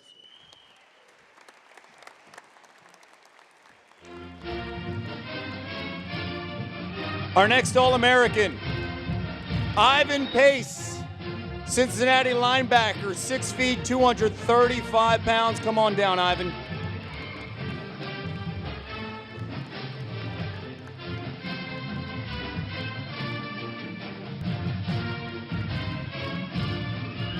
Listen, don't sleep on this guy's size. He will knock your block off. Authored the greatest defensive season ever by a Bearcat in his only season at Cincinnati. Ranked 6th in the country in tackles, 3rd in the country in tackles for losses, 10th in sacks. His last game, a bowl game against Louisville, 17 tackles. There's a lot to cover here. What was your favorite moment in your only season at Cincinnati? Basically just coming back to Cincinnati and playing with my brother. That was my favorite part, just being family and being on the field together, just like we was in high school.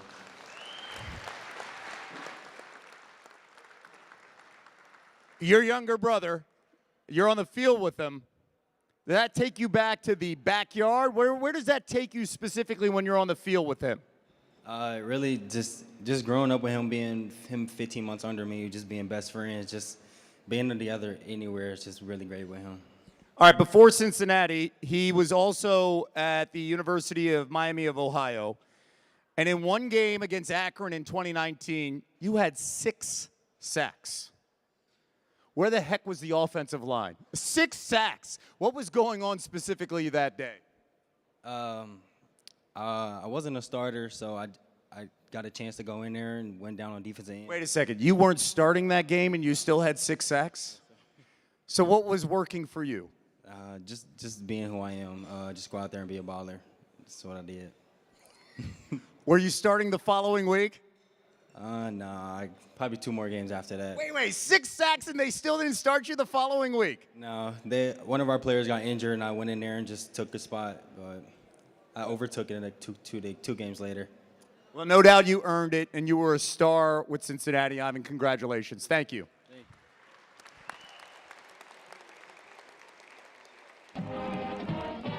Our next All-American, Jose Ramirez out of Eastern Michigan, defensive lineman, 6'2", 252 pounds. Come on down, Jose.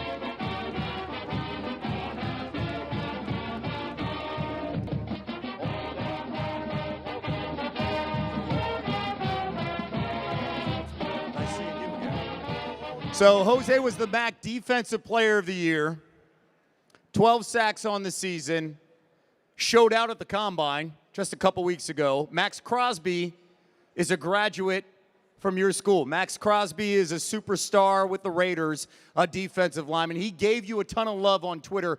What was that like when you could talk to and you had the experience of a guy that went through it with you at the collegiate level and now is a star with the Raiders, and then you could do that same thing at the Combine? I mean, it's great because, you know, he had great influence on me, just, you know, having somebody to get insights on, just talking to somebody who's right now one of the best in the league right now. So it's just getting tips from him and just getting love from him and just show that where he was at, I was at, and I can get where he's at. So. What's the best advice he gave you specifically here as you get ready for the draft? Best one was at the East West in Las Vegas, and he told this group of us, he was just saying, like, no matter what school you come from, no matter what they got to say about you, you know, good or bad, just go in there with the intent that you're going to be the best that you could be. So I feel like that's the best he gave me. 12 sacks. As a guy that gets in the backfield, what's it like to take down a quarterback? That experience, how does that specifically feel? Feels good, you know, with all the quarterbacks here. I mean, it's a great feeling, you know. I mean, like, yeah, it's a great feeling. That's all I can say. So, yeah, I was there. Is it the best feeling on the field as a defensive lineman? Nah, best feeling is winning, but it's second to that. Second to that. I appreciate that, Jose. Best of luck. Thank you.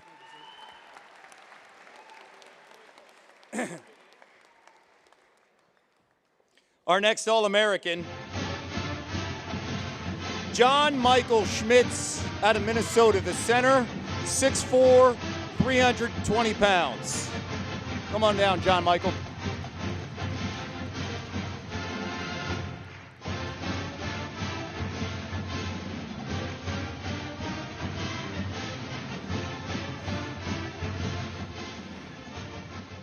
John Michael had a phenomenal experience at the Senior Bowl, to the point where he's projected to be the #1 center in this upcoming draft next month.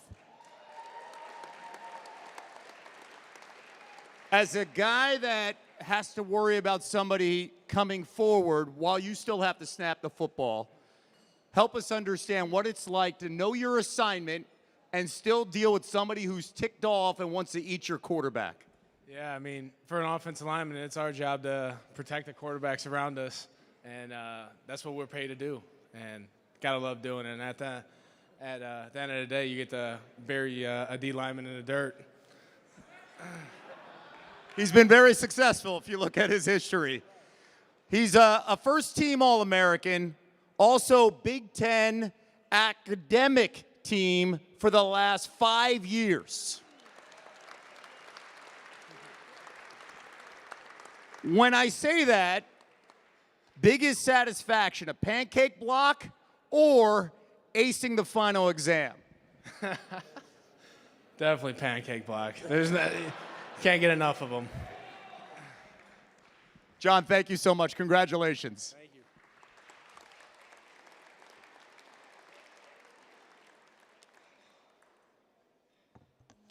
Once again, a round of applause to our first and second team here with the Walter Camp. A phenomenal season for the men coming here to New Haven tonight. And now, our final All-America player for 2022. He is our Player of the Year.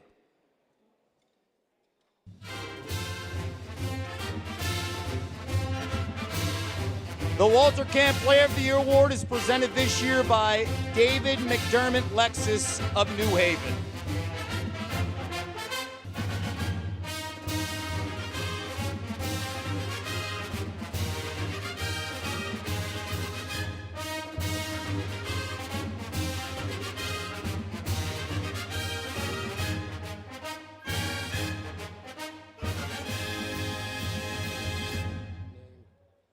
Got it. We're doing that now? What?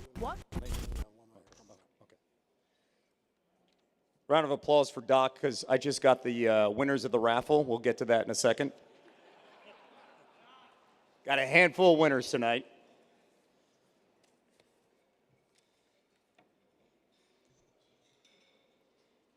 Joining me to present the Player of the Year award is Kevin Simbathy, GM of David McDermott Lexus of New Haven, and our winner is Caleb Williams of USC.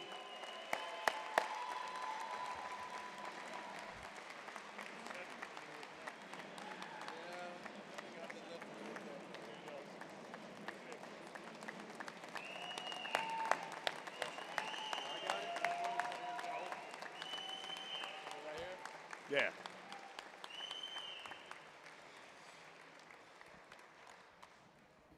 All right, so listen, I have had the chance, very From lucky the age in of my 10, 17 Caleb years. Williams had a game plan Well, to let's become watch the the best video quarterback of all time. With a focus and dedication rarely seen, he relentlessly chases that goal. Caleb chose Lincoln Riley and Oklahoma because it was the best program to get him to the NFL. As a freshman, he backed up Heisman hopeful Spencer Rattler. When he was thrown into the Texas game down 21, he had a plan for that and led OU to an historic Red River victory. Every time he looks at his phone, a reminder of his mantra, as well as the ultra-lofty college and NFL goals he set for himself. His attention to detail, legendary. From hot yoga to his caloric intake, everything is neatly logged in an old-school notebook. But he also fully embraces revolution, like college free agency, following his coach to USC for his sophomore season. When notebook lines give way to gridiron lines, the meticulous planner becomes the magical playmaker. Joystick on the move again. It's a highlight reel tonight. Escaping, eluding, creating, commanding your focus. Caleb Williams blends solid fundamentals with inspired flair, but he's most proud of the grit to grind through a punishing loss to Utah, hobbled and bleeding, but battling, because even that, pushing away pain, making do on one leg, was something he had planned and prepared for, as was joining USC's Heisman Trophy Club.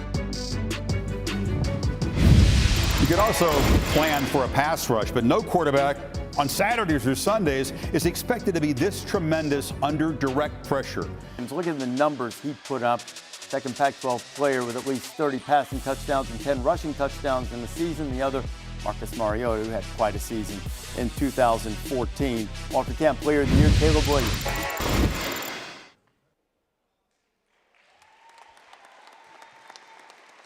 Our Player of the Year, Caleb Williams.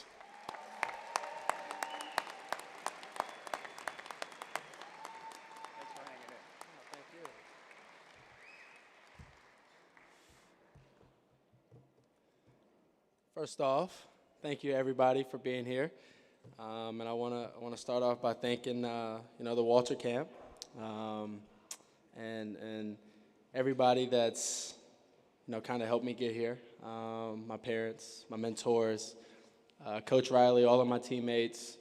I wouldn't be standing up here without them. I wouldn't be having this lovely award without them.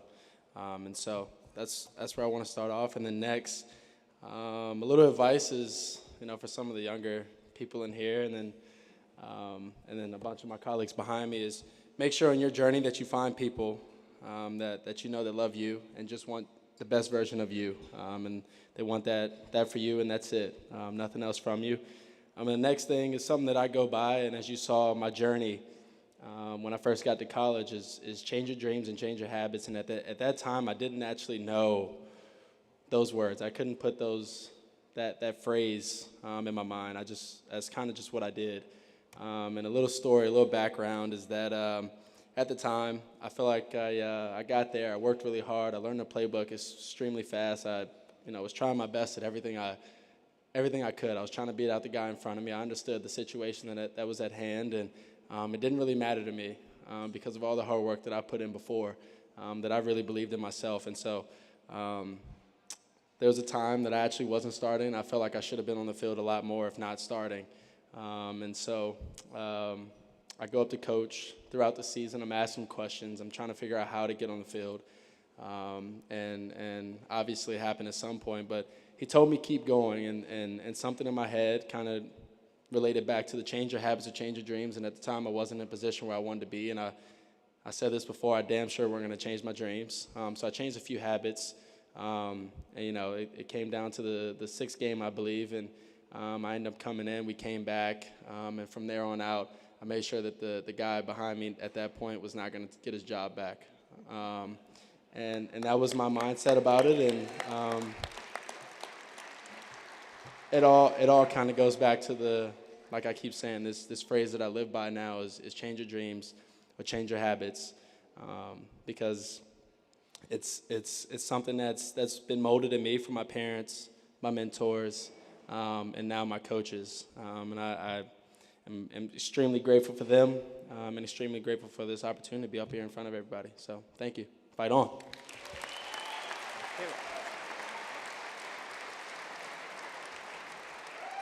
By the way, Caleb's talking about specifically the guy that was in front of him. He was projected to be the #1 quarterback in the NFL draft in Spencer Rattler, and Caleb changed the entire course of Oklahoma that season in 2021, coming in that Texas game and turning everything around. How do you get better? You win the Heisman. You're the Walter Camp Player of the Year. How do you get better here this offseason in your mind? Yeah, I believe that I have all the physical traits to do something really cool. But the thing is, I understand that I don't know enough about football. There's a lot more that I don't know. There's a lot more that I'm reaching for and striving for. I ask Coach Riley multitude of different questions every single chance that I get about the same play possibly that I've been going over the past 3 years now. It could be a simple 3-man route, and it's something that we practice probably 800 times in practice, or ran about 100 times throughout the season. I still ask some questions about how can this be ran, or when should I check it, or different looks from the defense, and the constant effort and energy to try and get better, and want to be your best, because I have not won a national championship yet, and that is on my mind very heavily this year. And so pushing to be your best out there, not only for your guys, but also yourself. Well said right there. That was a phenomenal answer. I was about to say, I'm 17 years at ESPN. I interviewed him a couple of weeks ago, and I told him after the interview, hey, anytime you want to come in the studio after this is done, you got the job, because he could be on TV just like that. The way he handles that. You're projected to be the first player taken in the draft in 2024. When you hear stuff like that, guys like me bring that up. Do you put pressure on yourself? What is your mindset when you hear the expectations? Because you're going to hear it over the next 13 months. Yeah, it comes with the lay of the land, understanding, if you're going to work hard for something, try and be the best. And so being the first pick is, you saw it up there, it's on my goals at some point. And whenever that comes, that's when it'll be there. And I'm preparing for this season to go win this national championship. And I always look back at the LSU season, about how, Joe Burrow and all those guys, they weren't #1 picks, they weren't this and that. And, you go win a national championship, and look what it does for your whole team. Everybody got drafted on offense and defense, special teams, and things like that. So, trying to focus on winning this national championship this year, and, the steps to, what it takes to get there. Phenomenal answer again. You went through some adversity here with the fingernails. Yeah, and we won't talk too much about that, but what did you learn from that process? Yeah, the fingernails, I'm still going to do it. It's one of my things, but maybe change a few things I've done on them. I do have, younger children and families that, watch me, and they've been televised, my nails and things like that. So going to change it up a little bit, but it's still one of my things. I think it's really cool, and, go out there and like Deion said, feel good, look good, play good. So I appreciate that, especially with the cream tuxedo tonight. Favorite thing this past season? Is there a moment? Is there a game? Is there a win? Is there something we don't see that you experienced? I give you 3 things. The accountability from our players was one of the biggest things. Coming in, you look at a team that was 4-8, and how fast it turned around. A lot of it comes from accountability, and a lot of it comes from our teammates, my teammates. Making sure everybody's doing their 1/11th and their part throughout the team. And then I can't lie, the two big moments. One of them's Notre Dame, because Here's why, though. Here's why, y'all. Y'all were actually, none of the guys have actually beaten Notre Dame in the past, like, 5 years. And so Andrew Voorhees, who's actually supposed to be around and things like that, but had an ACL, but he's a warrior. And, you know, he stood up in front of the team and he asked the whole team, how many of us have beaten Notre Dame in the past 5 years since you've been here? And absolutely nobody raised their hand. And so being able, you know, after beating Notre Dame, sitting back in the locker room, I didn't even celebrate. I just sat back and just watched the whole team celebrate because it was a really cool experience to be able to, you know, bring that experience to everybody else and be a part of it. And then UCLA, of course. Yeah, gotta be UCLA. It was the last one. And that was just a special game. Beat your two biggest rivals. Caleb, thank you so much.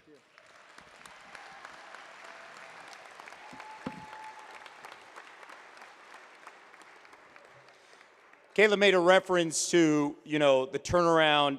Again, we talk about the transfer portal. They had 26 transfers at USC, and they had a new head coach in Lincoln Riley, and they found a way to turn things around and set the table for what could be a phenomenal 2023 season. One more time, a round of applause for our Player of the Year, Caleb Williams. At this time, I ask all the returning alumni in the hall to please come up to the dais and join our 2022 All-America players on the upper dais. If you guys can, that'd be phenomenal.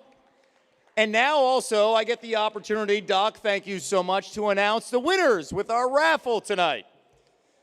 So, here we go. Item number 1, Boston Red Sox Saturday home game tickets, 4 great seats against the Orioles. Paul Brano, ticket number 0013. Congratulations, Paul. Let's hope it's not snowing in that game. Item number 2, dinner for 4 at Barcelona, a gift certificate. The winner is Greg Knapp, and the ticket number is 0900. Item number 3, a Giants helmet signed by Hall of Famer, the great Harry Carson, Peter Vimini. Ticket number 0647. Congratulations, Peter. Item number 4, a spa package from Ripple Float and Wellness, located at the Omni Hotel, Angelo Fraschilla. Ticket number 623.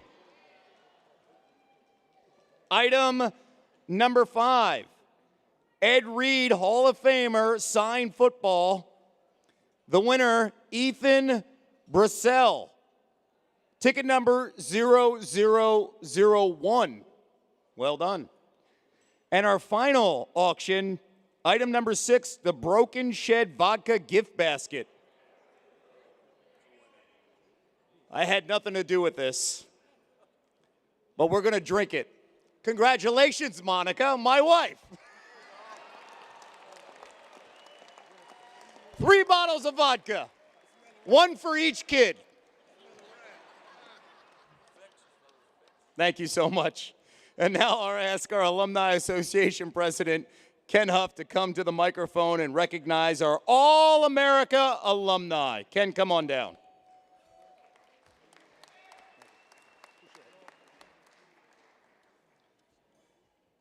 Thank you very much. On behalf of all the All-Americans who have ever been selected to the Walter Camp All-American team, I would like to thank what the foundation does for the game of football.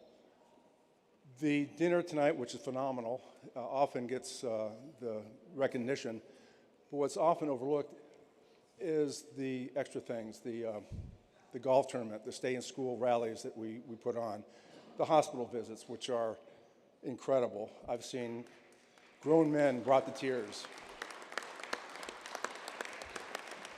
And those type of things really are not focused on enough for what the foundation does.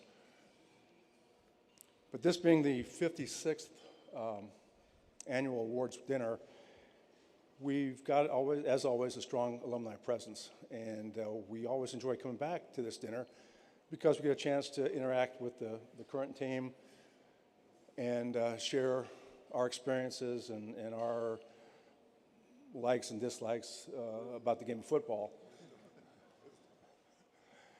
And it's always a highlight of the weekend. Now, Walter Camp is the oldest running All-American football team selected. I think 190 years, roughly. And contrary to a lot of rumors that Hugh Green is spreading, I was not on that first team. So we'll put that to rest tonight.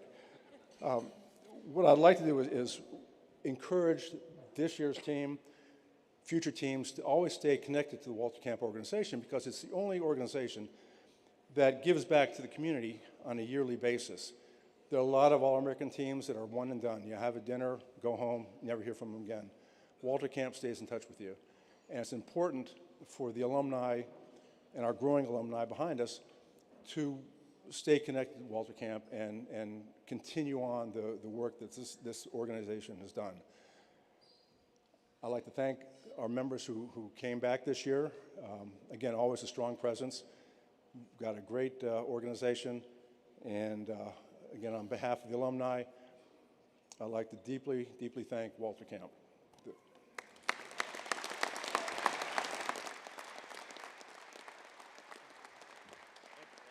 Thank you, guys. Appreciate it. Thank you very much.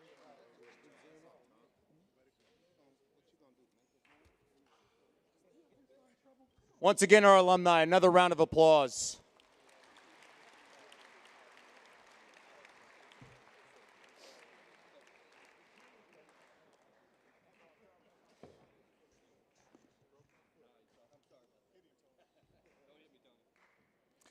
Now it's time for our 2022 Alumni Award. Ty Law played for the Michigan Wolverines, a 1994 Walter Camp All-American defensive back, a 5-time Pro Bowler. He was elected to the Pro Football Hall of Fame in 2019. No doubt a Patriot for life. Ty spent most of his pro career with New England, winning 3 Super Bowls, and is a member of the Patriots Hall of Fame. All 90s and all 2000 teams. Mr. Interception also had stints with the Jets, the Chiefs, and a year with the Broncos.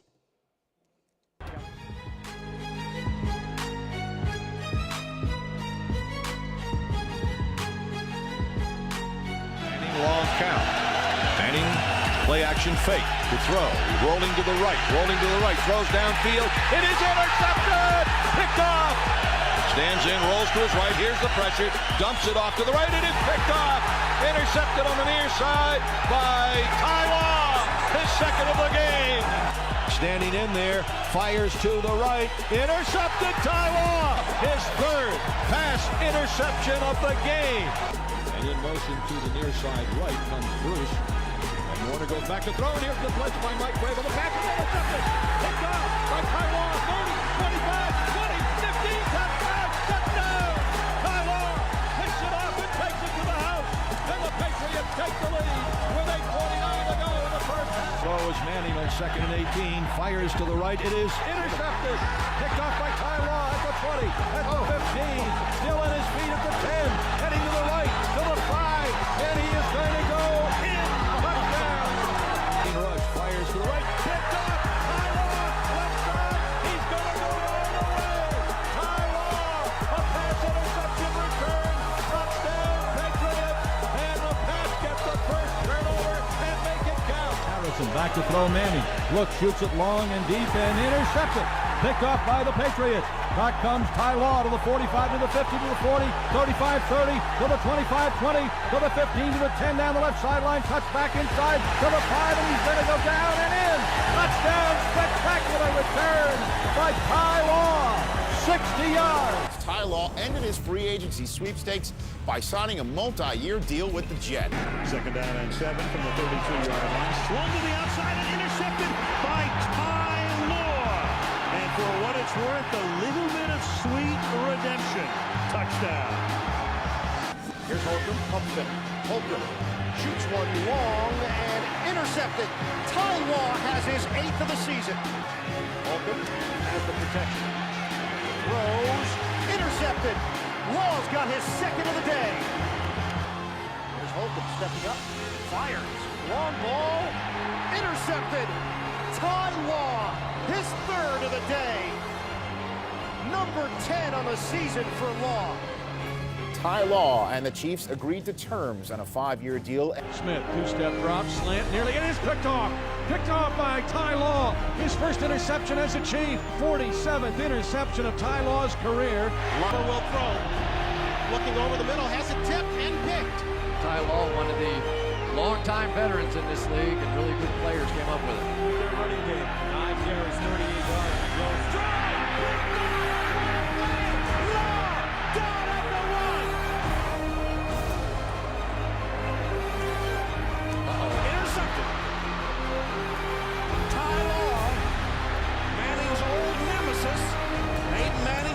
Ty Law before, and he'd like to forget it. Four-man rush, the throw is intercepted. Ty Law tackled at the 3. And it took the 15-year veteran, his first pick of the season. The veteran from the University of Michigan now with his 53rd career interception.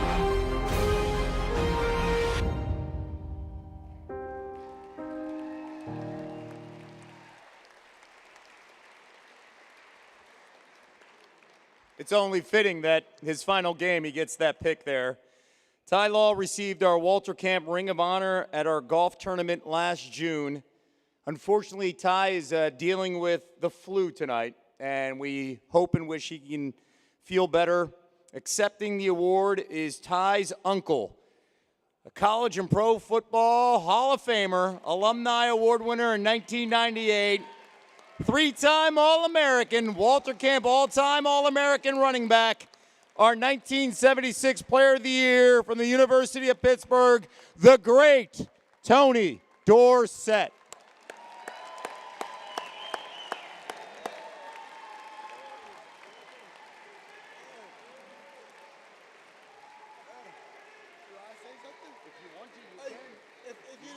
If you don't mind, I'd just like to say a couple of words. Ty Law. Ty and my son grew up together. And Ty was the one that would always work out with me. And Ty, I said, you just keep working.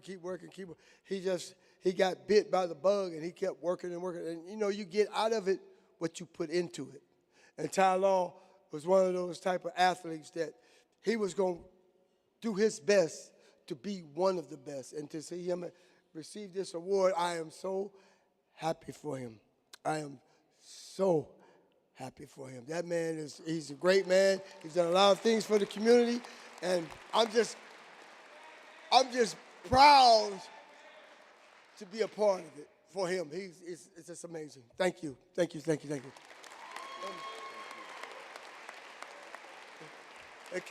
It kind of makes me want to cry because Ty, we grew up in the projects. And Ty used to come and work out with me when I was at the University of Pittsburgh. Ty would work out with me. I tell him, you get out of it what you put into it.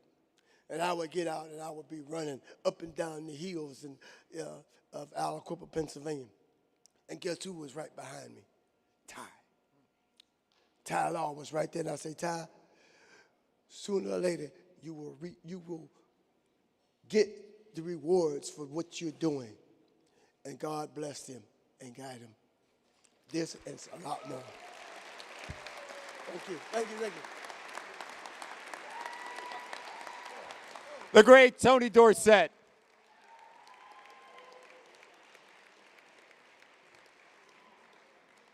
Our next award is pretty special. Please watch the big screens to hear this story. My whole life, I've been told what was impossible, what you'll never do, what you'll never become. And very few people told me what was possible and what I could become. If you break down impossible, it says I'm possible. As a kid, I was always super active, and I loved goofing around with my brothers. I'm a triplet, so there was definitely 3 times the trouble and 3 times the craziness. Dancing has always been my passion, and I loved performing. But I was also drawn to swimming into the water. There's something so freeing about gliding through the water, and at 11 years old, I had my entire life ahead of me. But that's when things changed forever. One day, without any notice, my body suddenly started shutting down. Like a circuit breaker in a house, slowly each switch started to shut off. And then eventually, the lights went out, and I was trapped inside my body, unable to move, talk, and function. I was diagnosed with 2 rare autoimmune conditions, and there was little to no hope for recovery. But I felt the love of my family, and I could hear their words of encouragement and hope. Even though they couldn't hear me, I heard them. They were fighting for me, and I was fighting for them. But there were days I would lose a lot of hope. I couldn't do it anymore, and I had to prepare for the possibility of dying. And then I had this moment and this epiphany, if you will, where I realized, wait a second, this is not how my story is supposed to end. And so I made a promise with God. If you give me this second chance at life, I promise you I will not waste a single moment.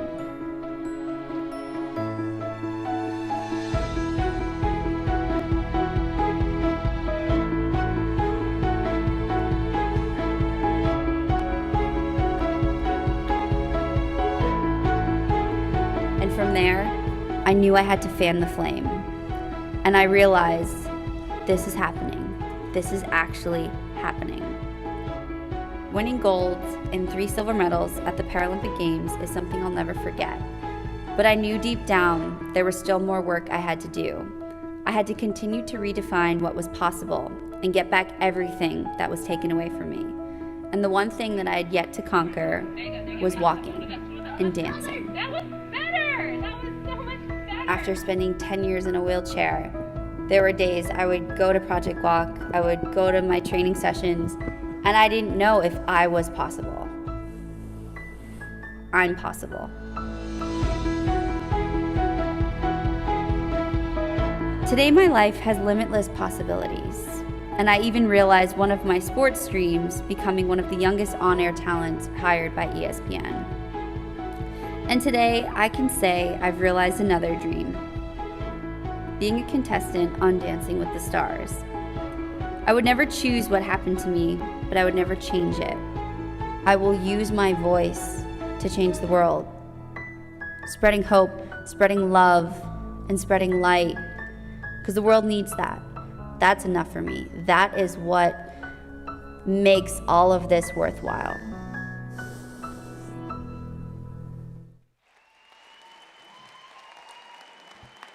Victoria had no idea we were doing this tonight. Round of applause for the Perseverance Award. My colleague at ESPN, oh, you're coming up on stage. Victoria Arlen.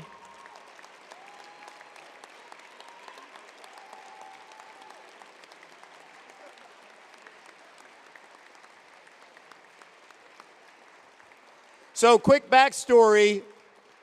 When we were looking for somebody to help me co-host tonight's event, I had a dinner with Tony, Doc, and Mike, and we were talking about people, and I said, I think I have somebody, and she's phenomenal with her spirit and who she is. She's a dear friend, and it's Victoria. And then they did some research, and then suddenly, within weeks, they were like, Victoria's amazing. We had no idea about her story. We had no idea at ESPN about her story, and then she came and joined us for the 2015 Special Olympic World Games. And Victoria at the time was in a wheelchair, and her dream was to get on SportsCenter. And a few years later, she was down the hallway, and I was like, oh my God, Victoria, you're walking. What happened? And years later, you can watch her on SportsCenter, First Take, living her dream each and every day, and it's all about perseverance. And there was a time, Victoria, where specifically, I want to hear you share this with the crowd. There was a time you were in bed and you were overhearing in the hospital your parents talking to the doctors about what to do next and potentially taking you off a ventilator while you're conscious because you couldn't communicate. You're blinking your eyes. And what changed the course of, obviously, your life was your belief from your parents to say, no, we're staying the course no matter what in this vegetative state because we believe there's still somebody inside. And you're listening to this, blinking, but you can't communicate. Can you share with this crowd what was that experience like? Yeah, so it's actually called locked-in syndrome.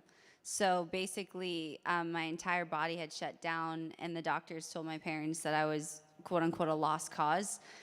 I'll let you in on a secret. There's no such thing as a lost cause.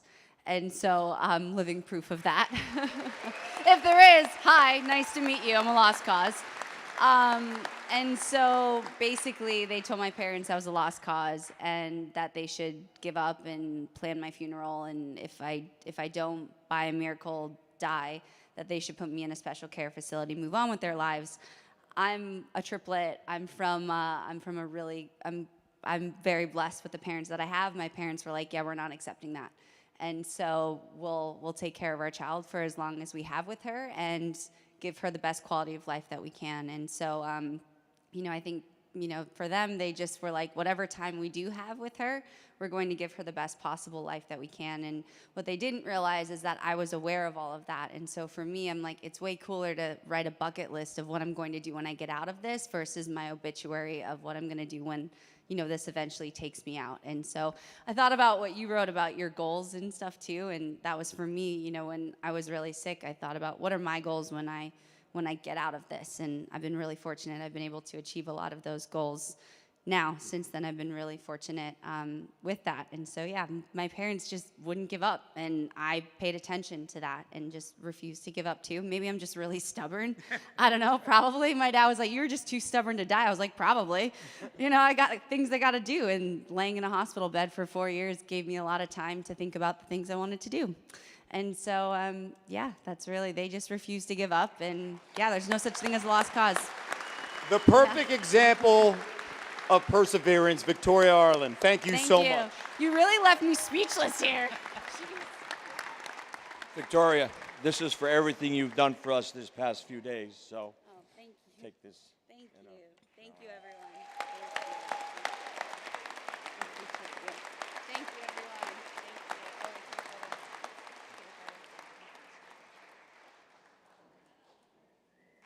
Thank you.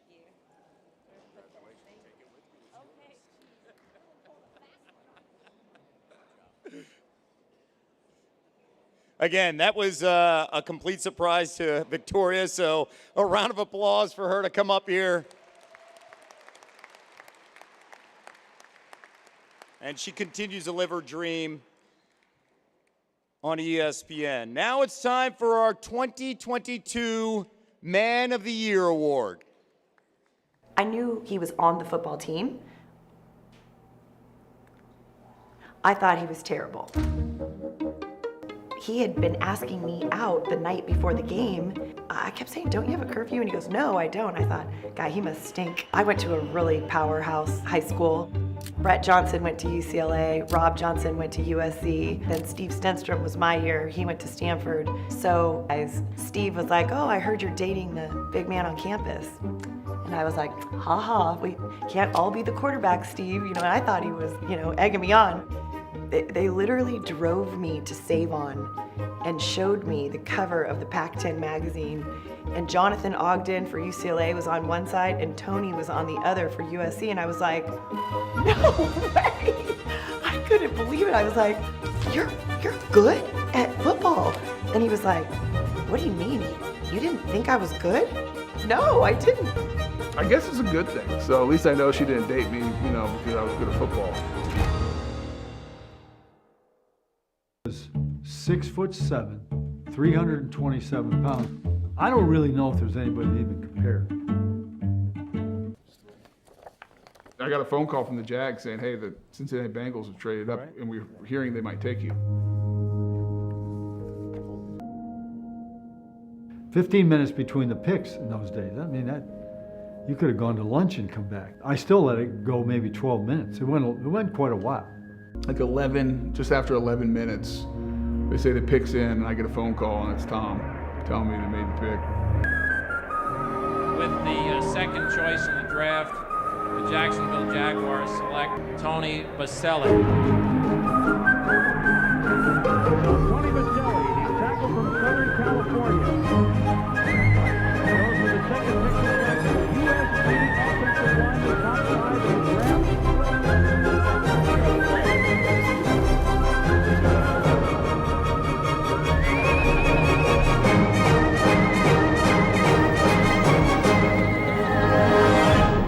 We started camp like 3 days after 4th of July. I think we had to be there July 6th or 7th to start. It's from sun up till sundown, and Tom is taking every second of the day.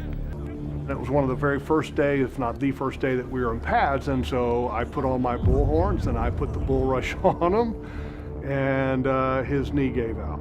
At the time, I was devastated because I'm like, my one fear was happening. I was set on coming back as fast as I could, as early as I could, and pushing the envelope. I'll be a son of a gun. He was ready to go when they said he was ready to go. Defense, people believe that Tony Boselli can be a great left tackle. I knew at that moment, USC John Robinson, he's the best offensive tackle he's ever seen. I can do this. He's out of his mind. He's going at. That's what you want. You want an offensive lineman just like that, man. What you don't want to do is you don't want to anger a superstar.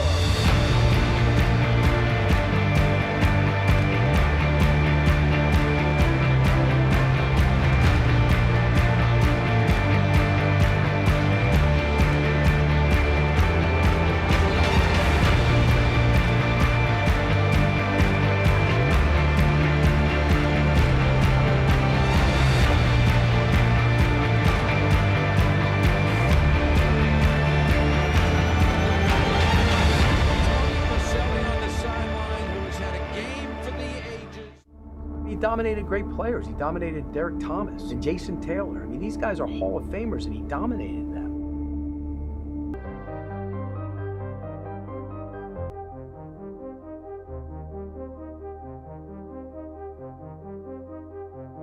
Tony walked in and I saw Tom walk out, and he was like, "We're going to Houston." The person that we're selecting as our #1 pick is an All-Pro on the field. He's an All-Pro off the field. He's a 5-time Pro Bowler. He's the offensive tackle, Tony Boselli.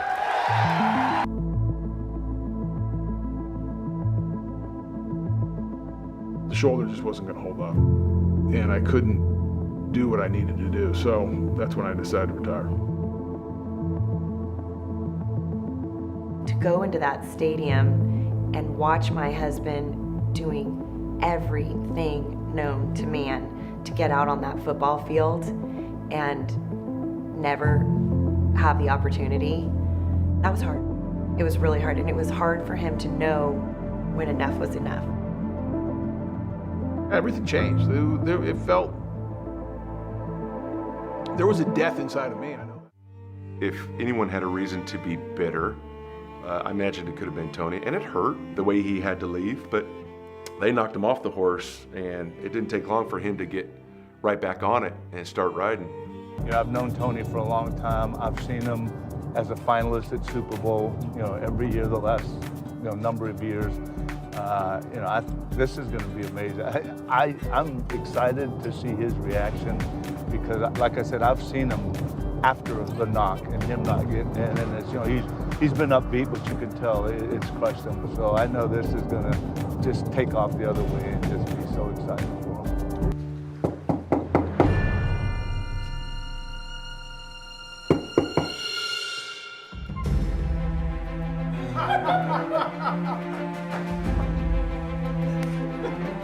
You know how I feel about your game, man, right? Yeah.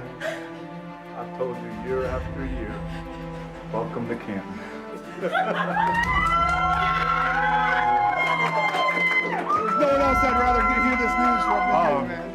Thank you. It is an honor and a privilege, man. You have no idea. It's my privilege. You're the man I looked up to all those years, man. This is who I wanted to be. Well, now, hey, we both played at SC, but now we can say we're teammates forever. I love it. I do too. Thanks for welcoming me to the family.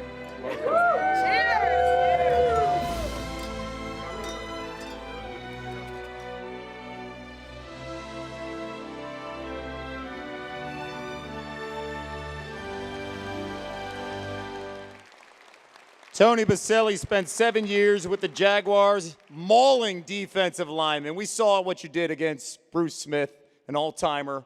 Upon his retirement, Jacksonville signed him to a one-day contract so he could retire as a Jaguar. He was their franchise. They retired his number 71. He'll always be a Jaguar.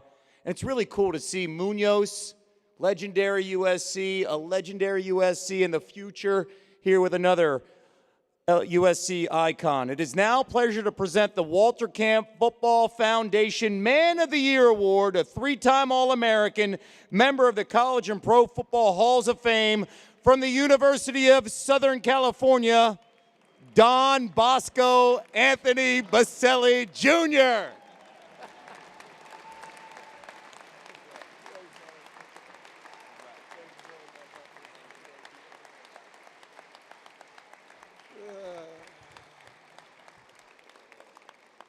Kevin had to do it. You're probably going, who the hell is Don Bosco Anthony Boselli Jr.? That's me. Longer story. You think first of all, let me thank the Walter Camp Foundation and the team. I was here 30 years ago, sitting in this room as a guy who just finished his sophomore year in college and made the All-American team, and it was one of the great weekends. And I ate Pepe's Pizza, and the first thing when I got here, I told Jimmy right there, I said, Jimmy, take me to Pepe's, we need pizza. And I got a couple pizzas coming to the hotel tonight, so but it's good to hear. But you think they'd treat the Man of the Year a little bit better than they've treated me right now. This morning at the breakfast, I had to follow Braden's story, overcoming almost dying on the football field, and one of the great stories of high school football in Connecticut and what he's overcome in his family. And I sat there, and I was called up next to speak after Braden. I'm like, are you kidding me? And then to top it, Victoria. She's basically in a coma for 4 years, and now she's on ESPN. I mean, don't you do like after the Man of the Year or way before the Man of the Year? I'm like, hell, I got nothing to say. I got some young guy who overcame almost dying and playing sports again. And Victoria was in a vegetative state for 4 years. Now she's on ESPN. All I got is my married 28 years and 5 kids. But besides that, it's pretty good. But it is great to get here, and I want to definitely, let me say this. Football has given me more than I'll ever be able to give it. And I often have, and actually Kevin and I were talking before, and I got all kinds of injuries, my shoulders don't work, and everything hurts when you wake up in the morning, and it's, and you look around and going, holy cow, I don't feel great today. And people all the time say, oh, I'm so sorry for you. I said, don't you ever feel sorry for me. Don't you ever apologize for me being sore and not feeling great, because I do it all over again. In a second. If there was a magical pill that I could take to go play this great game that I love again, I would do it right now. It's the greatest game ever invented, and I'm thankful. I am thankful for Walter Camp and what he did, and that's why I love being a part of this organization, because it represents Walter Camp. He basically defined the game as we know it today, and that game's been good to me. And not just because I got to play at USC, which is the greatest university ever. All you Notre Damers take note of that. There's not a doubt in the world. And it is good to be on stage with a fellow Trojan and Caleb Williams, who is by far the best football player in college football, and he will be again next year. And not just because I got a USC, and not just because I got to marry my wife, because I wouldn't have done it without football, because my parents were not paying for me to go to USC, trust me. And not because I got to play in the NFL and make more money than I deserve and making the Hall of Fame and all the great awards and sitting up here today. It's not because of that. And the football has given me all that. But it's what it's taught me. It's what it's done for me and the people it's been that it's brought into my life. That I would not trade it for anything. I talk about my wife bringing my life. But I think about the people who helped me get to where I was. And I remember at Canton this year when I made the Hall of Fame and I got up and got to address everybody. And up until that moment, you think about a lot of things, much like this, being the Man of the Year. Like, holy cow, Man of the Year, it's a pretty big deal. And you reflect, at least I do, of how do you get here? How did you get to this moment? How did you get to this point sitting here in this beautiful hall at Yale, one of the great universities, and talking to a bunch of people that love football and with great players and coaches and everyone who's done so much for the game? And the one thing I'll say this is none of us get to the end. None of us reach the summit. None of us reach our goals or what we want to be by ourselves. It's all because of the people that God puts in our lives. And when you realize that, there's a sense of humility that comes, and you appreciate the journey, and you appreciate how you got here, and you appreciate what it's taught you. And the game of football has taught me hard work, perseverance. I love Victoria's story about just like sitting there and thinking through, like, what am I going to do when I get out of this state? That's perseverance. Talked about Braden earlier and overcoming and now playing basketball and lacrosse after having a serious cardiac issue. It's perseverance. That's toughness. That's believing in something bigger that you're going to achieve. You know, teamwork, depending on each other. Caleb talked about accountability. Boy, that's a lost principle in our world today. Being accountable to others and having to show up every day. See, football taught me all of that. Yes, my dad, my family, all were a part of that, but football taught me ultimately that. And the coaches and the teammates that I had. And that's why I love this game. And it's an honor for me to be up here. And I mentioned Caleb, but let me tell you what another reason it's a big honor. Is because one of the men that helped me become who I am is getting honored tonight as a distinguished American in Tom Coughlin. And as I think about the game of football and what it's done, I think about guys like Coach. Let me tell you something. You might as well be honest up here. I absolutely hated him most days when I played for him. Tom had a special ability to drive you absolutely to the edge of the cliff of wanting to kill him. But then he somehow flipped it to where you wanted to kill whoever you were playing that day. And we were joking today, and I love Tom Coughlin. I respect the world out of him. And you talk to anyone who ever played for him, they will tell you they hated him at most days and couldn't stand him at most moments of the day when they were playing for him. But there's no one else they'd rather play for because of who he was as a man and what he got out of you as a player. And that's what the game of football is all about. It's hard. It's tough. It demands toughness. Not just physical toughness either. It's actually mental toughness more than anything. And those are the things that have helped me have success. It's helped me be a husband and a father. It's people like Coach Coughlin, my high school coach Sam Pagano, John Robinson, Mike Mazer, my offensive line coach, John Matsko, my offensive line coach, Mike Berry. I can go down the list of people who poured into my life through the game of football to help me be who I am. And I'm so thankful for it. Because I wouldn't be here. And so I hope that all of us continue to celebrate this great game. I'm thankful for Walter Camp, for what you do and how you celebrate. I'm thankful for all the people in my life, my wife.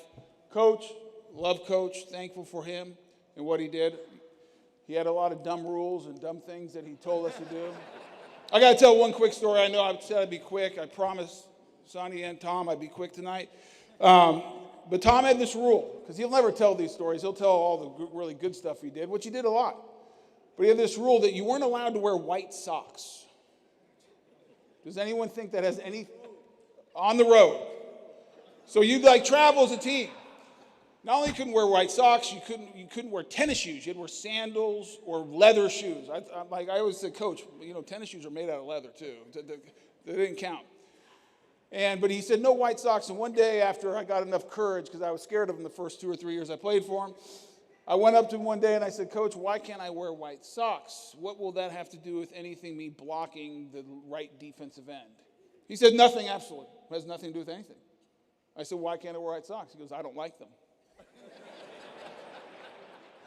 I said, so I guess that's why I'm not going to wear white socks. He says, you can wear them, but I'm going to fine you. I said, I will not wear white socks. But as absurd as that rule is, this is what it's taught me. You know what? Having people in your life that give you direction and that you're accountable to, might not always make sense. It might not always be perfect. But the game of football is about teamwork. It's about discipline. It's about hard work. It's about leadership. It's about all the things that make the world work correctly, in my opinion. And so that's why I'm thankful for it, and I'm thankful for Walter Camp. Thank you for honoring me as Man of the Year. It's quite an honor. And thank you to my lovely wife, Angie, for putting up with me all those years.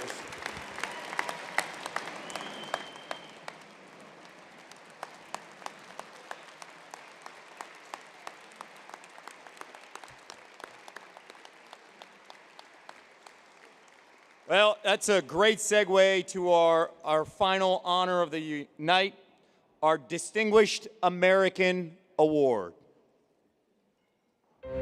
This year's winner is a football man through and through. In college, Tom Coughlin played halfback at Syracuse with notable teammates Larry Zonka and Floyd Little. In 1967, Tom set the Syracuse single-season pass receiving record. Upon graduation, he stayed on to earn his master's degree and began his coaching career as a grad assistant coach with the undefeated Syracuse University freshman team. At age 23, he moved on from Syracuse and was awarded his first head coaching assignment at Rochester Institute of Technology. 4 years later, Tom was called back to his alma mater to coach the quarterbacks and then promoted to offensive coordinator for the Orangemen. In the 80s, Coach Coughlin was hired away by Boston College to coach their quarterbacks, most notably Doug Flutie, the 1984 Walter Camp Player of the Year and the Heisman Trophy winner. Moving on to the NFL, Coach Coughlin coached wide receivers at Philadelphia, Green Bay, and then finally under Bill Parcells with the New York Giants, helping to win Super Bowl 25 over the Buffalo Bills in 1991. That same year, the college ranks called him back again, as Boston College named him their head football coach for the 1991 fall season. The highlight of his 3 years at the helm with the Eagles, a 41-39 victory over #1 Notre Dame in 1993, marking the first ever BC victory over the Fighting Irish. Coach Coughlin's success at BC then led to his return to the NFL as head coach of the expansion Jacksonville Jaguars. In 8 seasons with the Jaguars, Coughlin led them to 4 consecutive playoff appearances, reaching the AFC title game twice. The Jaguars were the most successful expansion team in league history. Tom was named the NFL Coach of the Year by the United Press International in 1996. While at Jacksonville, Coach Coughlin created the Tom Coughlin J Fund Foundation, named after Jay McGillis. Jay was one of Coach's Boston College players who was diagnosed with and died from leukemia during Tom's tenure at BC. To date, the J Fund Foundation has dispersed in excess of $17 million for emotional and financial support to over 5,200 families of children with cancer. In 2004, after a year off from the game, the Giants hired Tom Coughlin. Inheriting a 4-12 team, Coughlin built them back to winning ways, and it culminated in Super Bowl wins in 2008 and 2012 over Bill Belichick and the New England Patriots. Since retiring from coaching, Tom Coughlin has served NFL executive roles as senior advisor to football operations for the league and as executive VP of football operations for the Jaguars. Truly a football man.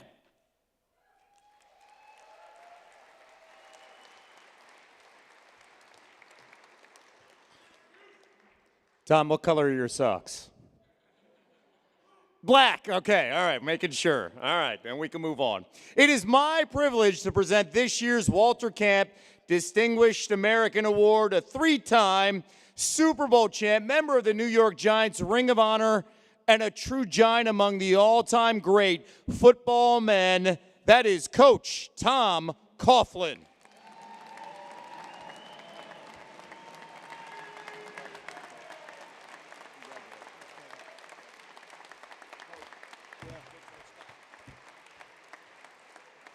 What are we doing?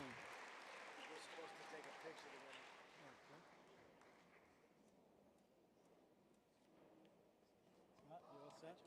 Thank you. Good evening. Sit down. All right, Baselli. The White Sox, okay? We dressed in coat and tie every place we went. That was our deal. They didn't like that either, but they wore a coat and tie, and they looked like real pros. They were the real deal. Now, how many out there with suits on are wearing white socks? I got to explain things to him. You know, it's not easy for him. You know, it took a lot of years to try to get some of these thoughts through to him. But he's my guy. I love him. I love him. And I'm going to tell you this right now because I had it a little bit later in my talk, but I'll say it right away. I picked Tony Baselli. Okay?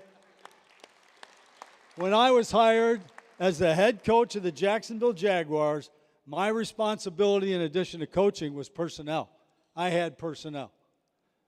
The first pick in the history of the Jacksonville Jaguars and the first player to become a Hall of Famer is Tony Baselli, and I picked him.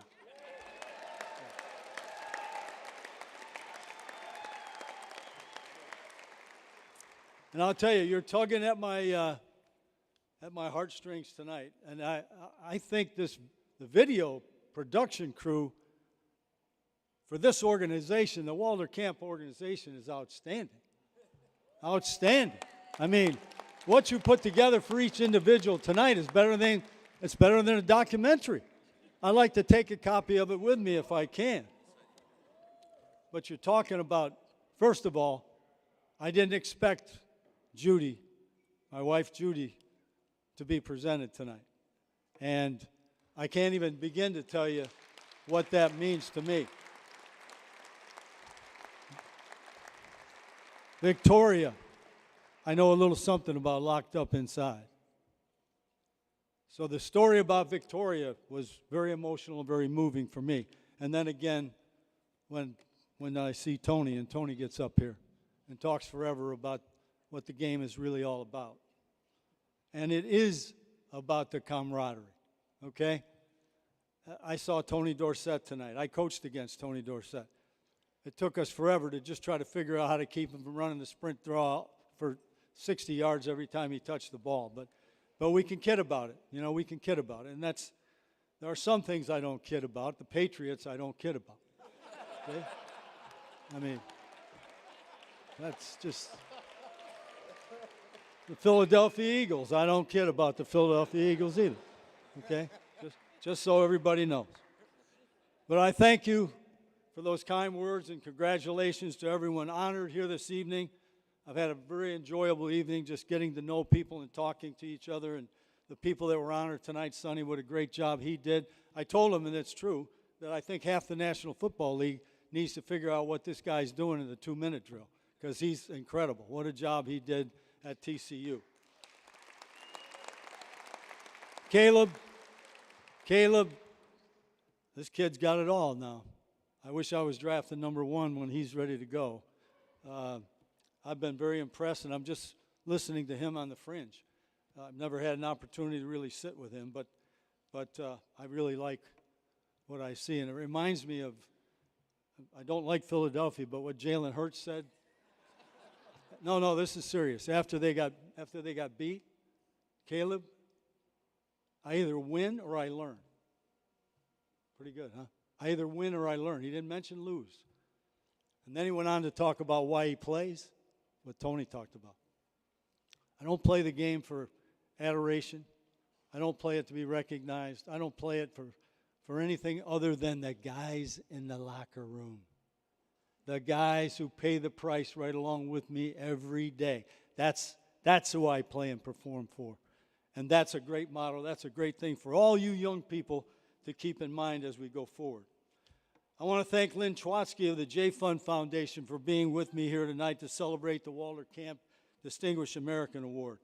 I have family members in New Jersey, but they're all tied up. I have a grandson playing in a big-time hockey tournament, so they couldn't come, and I thought maybe they would be here tonight, but they can't. I also owe the Walter Camp Foundation and Dick Vermeil a big thank you. It's an absolute honor to receive this award and add my name to the list of extraordinary individuals and organizations who have won this award. I'm telling you, I looked at that and it is a who's who of American heroes is what it really is. And it's long and it's arduous. And I'm very, very pleased to be recognized in the same light, especially this, okay? And I was moved by this. I had a son that was in 9/11. Thank God the Holy Spirit grabbed him by the hand. He's alive. But in recognition, to be considered in the same breath with the New York City Police, Fire and Emergency Medical Service personnel, and the Port Authority Police, just to be recognized with a group, alongside a group like that.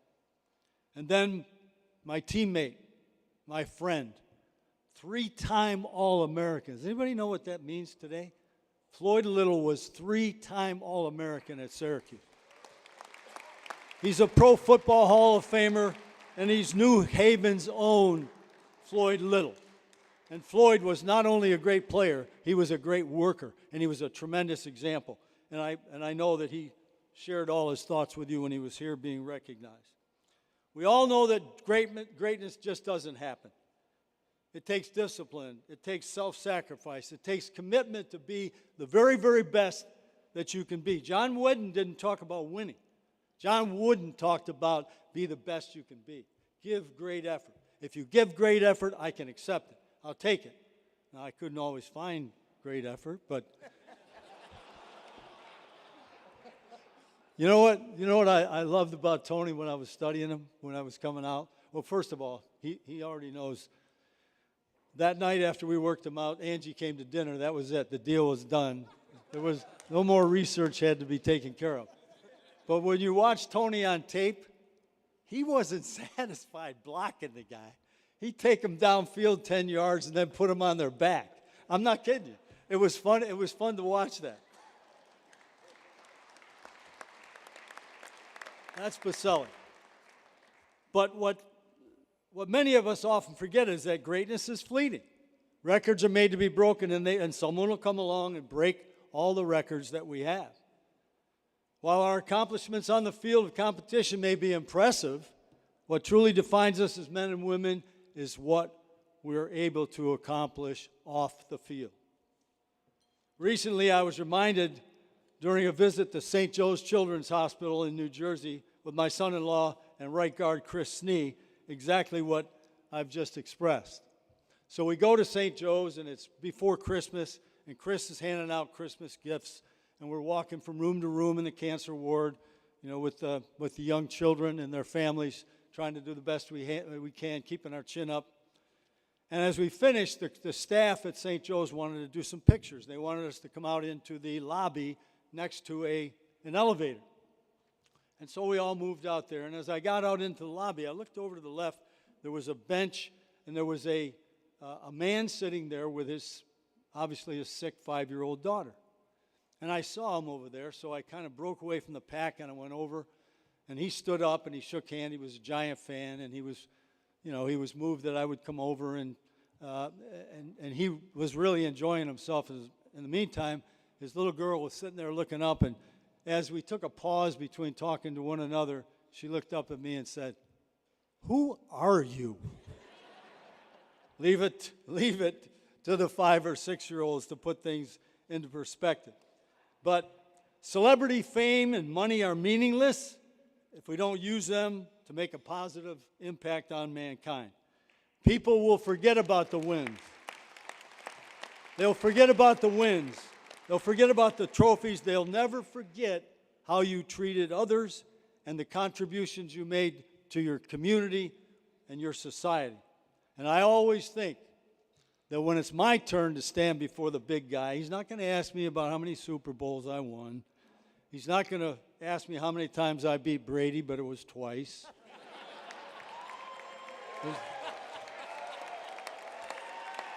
He will ask me how I use the humble gifts that football has presented me to help my fellow man. And that's why the work of the Tom Coughlin J Fund Foundation means so much to me and my family. The J Fund was inspired by the life and the cancer battle of Jay McGillis, a young man you saw there. And the way the good Lord works, it's interesting. I took the Boston College job right after the 1991 Super Bowl win of the Giants over the Buffalo Bills. Great Buffalo Bills team. We won that game. I took the Boston College game. I go to Boston College. That picture was the preseason picture of the defensive back group. I had my Super Bowl ring on. I put my hand on the shoulder of none other than number 31, Jay McGillis. Just kind of the way the good Lord works. Jay was a great kid. He was the all-American boy. He was a hard worker. He was an overachiever. He was a great teammate and a great friend. And he meant a great deal to all of us. When the BC football team learned Jay had leukemia, we rallied together to support Jay and his family during this most difficult time. And while his journey didn't end the way we wanted it to end, my wife Judy and I had an idea that if we ever had a chance to give back, if we ever had that opportunity, it would be in the name and the spirit of Jay McGillis. 28 years later, our first golf tournament was in 1996. I knew what I wanted to do when I went to Jacksonville, but I didn't know what we were going to do, and I didn't know how we'd make any money. So we were into land of golf, so we decided we'd start with that. Our first golf tournament made $36,000. I thought we were doing a hell of a job.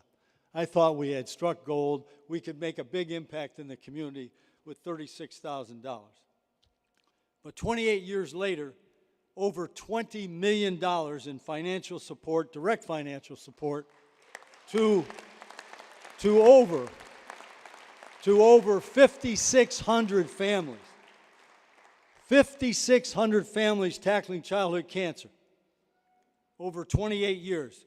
Our mission is to be there for families so they can be there for their sick child. Our work has helped keep a roof over their heads, food on their table, lights on during their time of desperate need. Last year alone, we provided $3.1 million in financial assistance to 730 families. 730 families. We paid, the J Fund paid 10 bills a day. Think about it. 365 days a year, we paid 10 bills a day for families who have a child suffering from cancer, both in New York, New Jersey, and in Jacksonville, Florida. The impact of our mission has been tremendous, and it's a legacy I'm very proud of for Jay and his family, along with our children and grandchildren. Pope Francis said, holiness is serving others by putting them before ourselves, just as we do on a championship football team. So to all the young people out there in the audience tonight, I challenge you to think about the legacy you can create on and off the field. Don't neglect the impact you can make outside of your sport, because that's where true greatness truly lies. Thank you very much.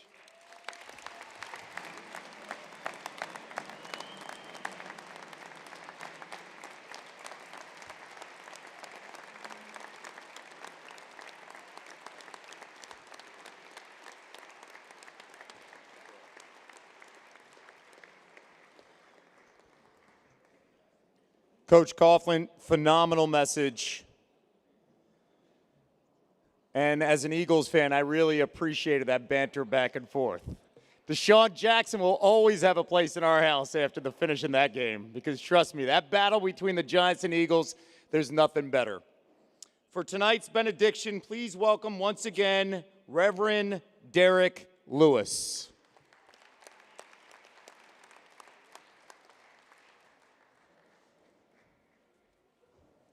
Doing absolutely outstanding event. Come on, can we give everybody a big hand?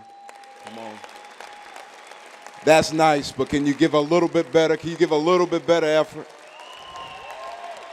Come on. Coach Coughlin made my job real easy because he just preached a mighty sermon himself. So let's seal this evening in prayer.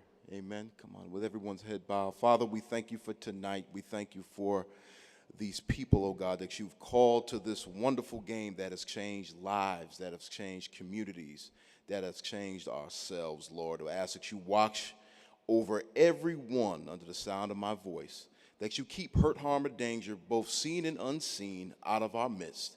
In the mighty and the matchless name of Jesus Christ, we thank you. Until we meet again, hold us and keep us in your arms. In Jesus' name, amen.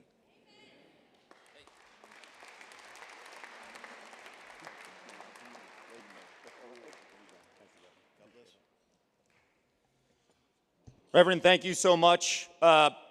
One final recognition to Jim Mandello, the guy, Doc, who's put this whole program together, Guy Mark Productions, the great videos. Thank you so much, guys, for a phenomenal job. And, of course, the great Tony Mortale, phenomenal event tonight. Want to wish everybody a safe and a good night. Thank you for coming to the annual Walter Camp Football National Awards Dinner. We hope you enjoyed the program, and we did it just over 9 o'clock. So thank you for keeping the train on its tracks. Once again, we remind you all that you are invited to attend the Walter Camp Football Foundation after party at bar location. The location is on Crown Street. Your dinner ticket, tuxedo, cocktail dress, VIP invitation card will get you in the door. Thank you and good night, and please be safe.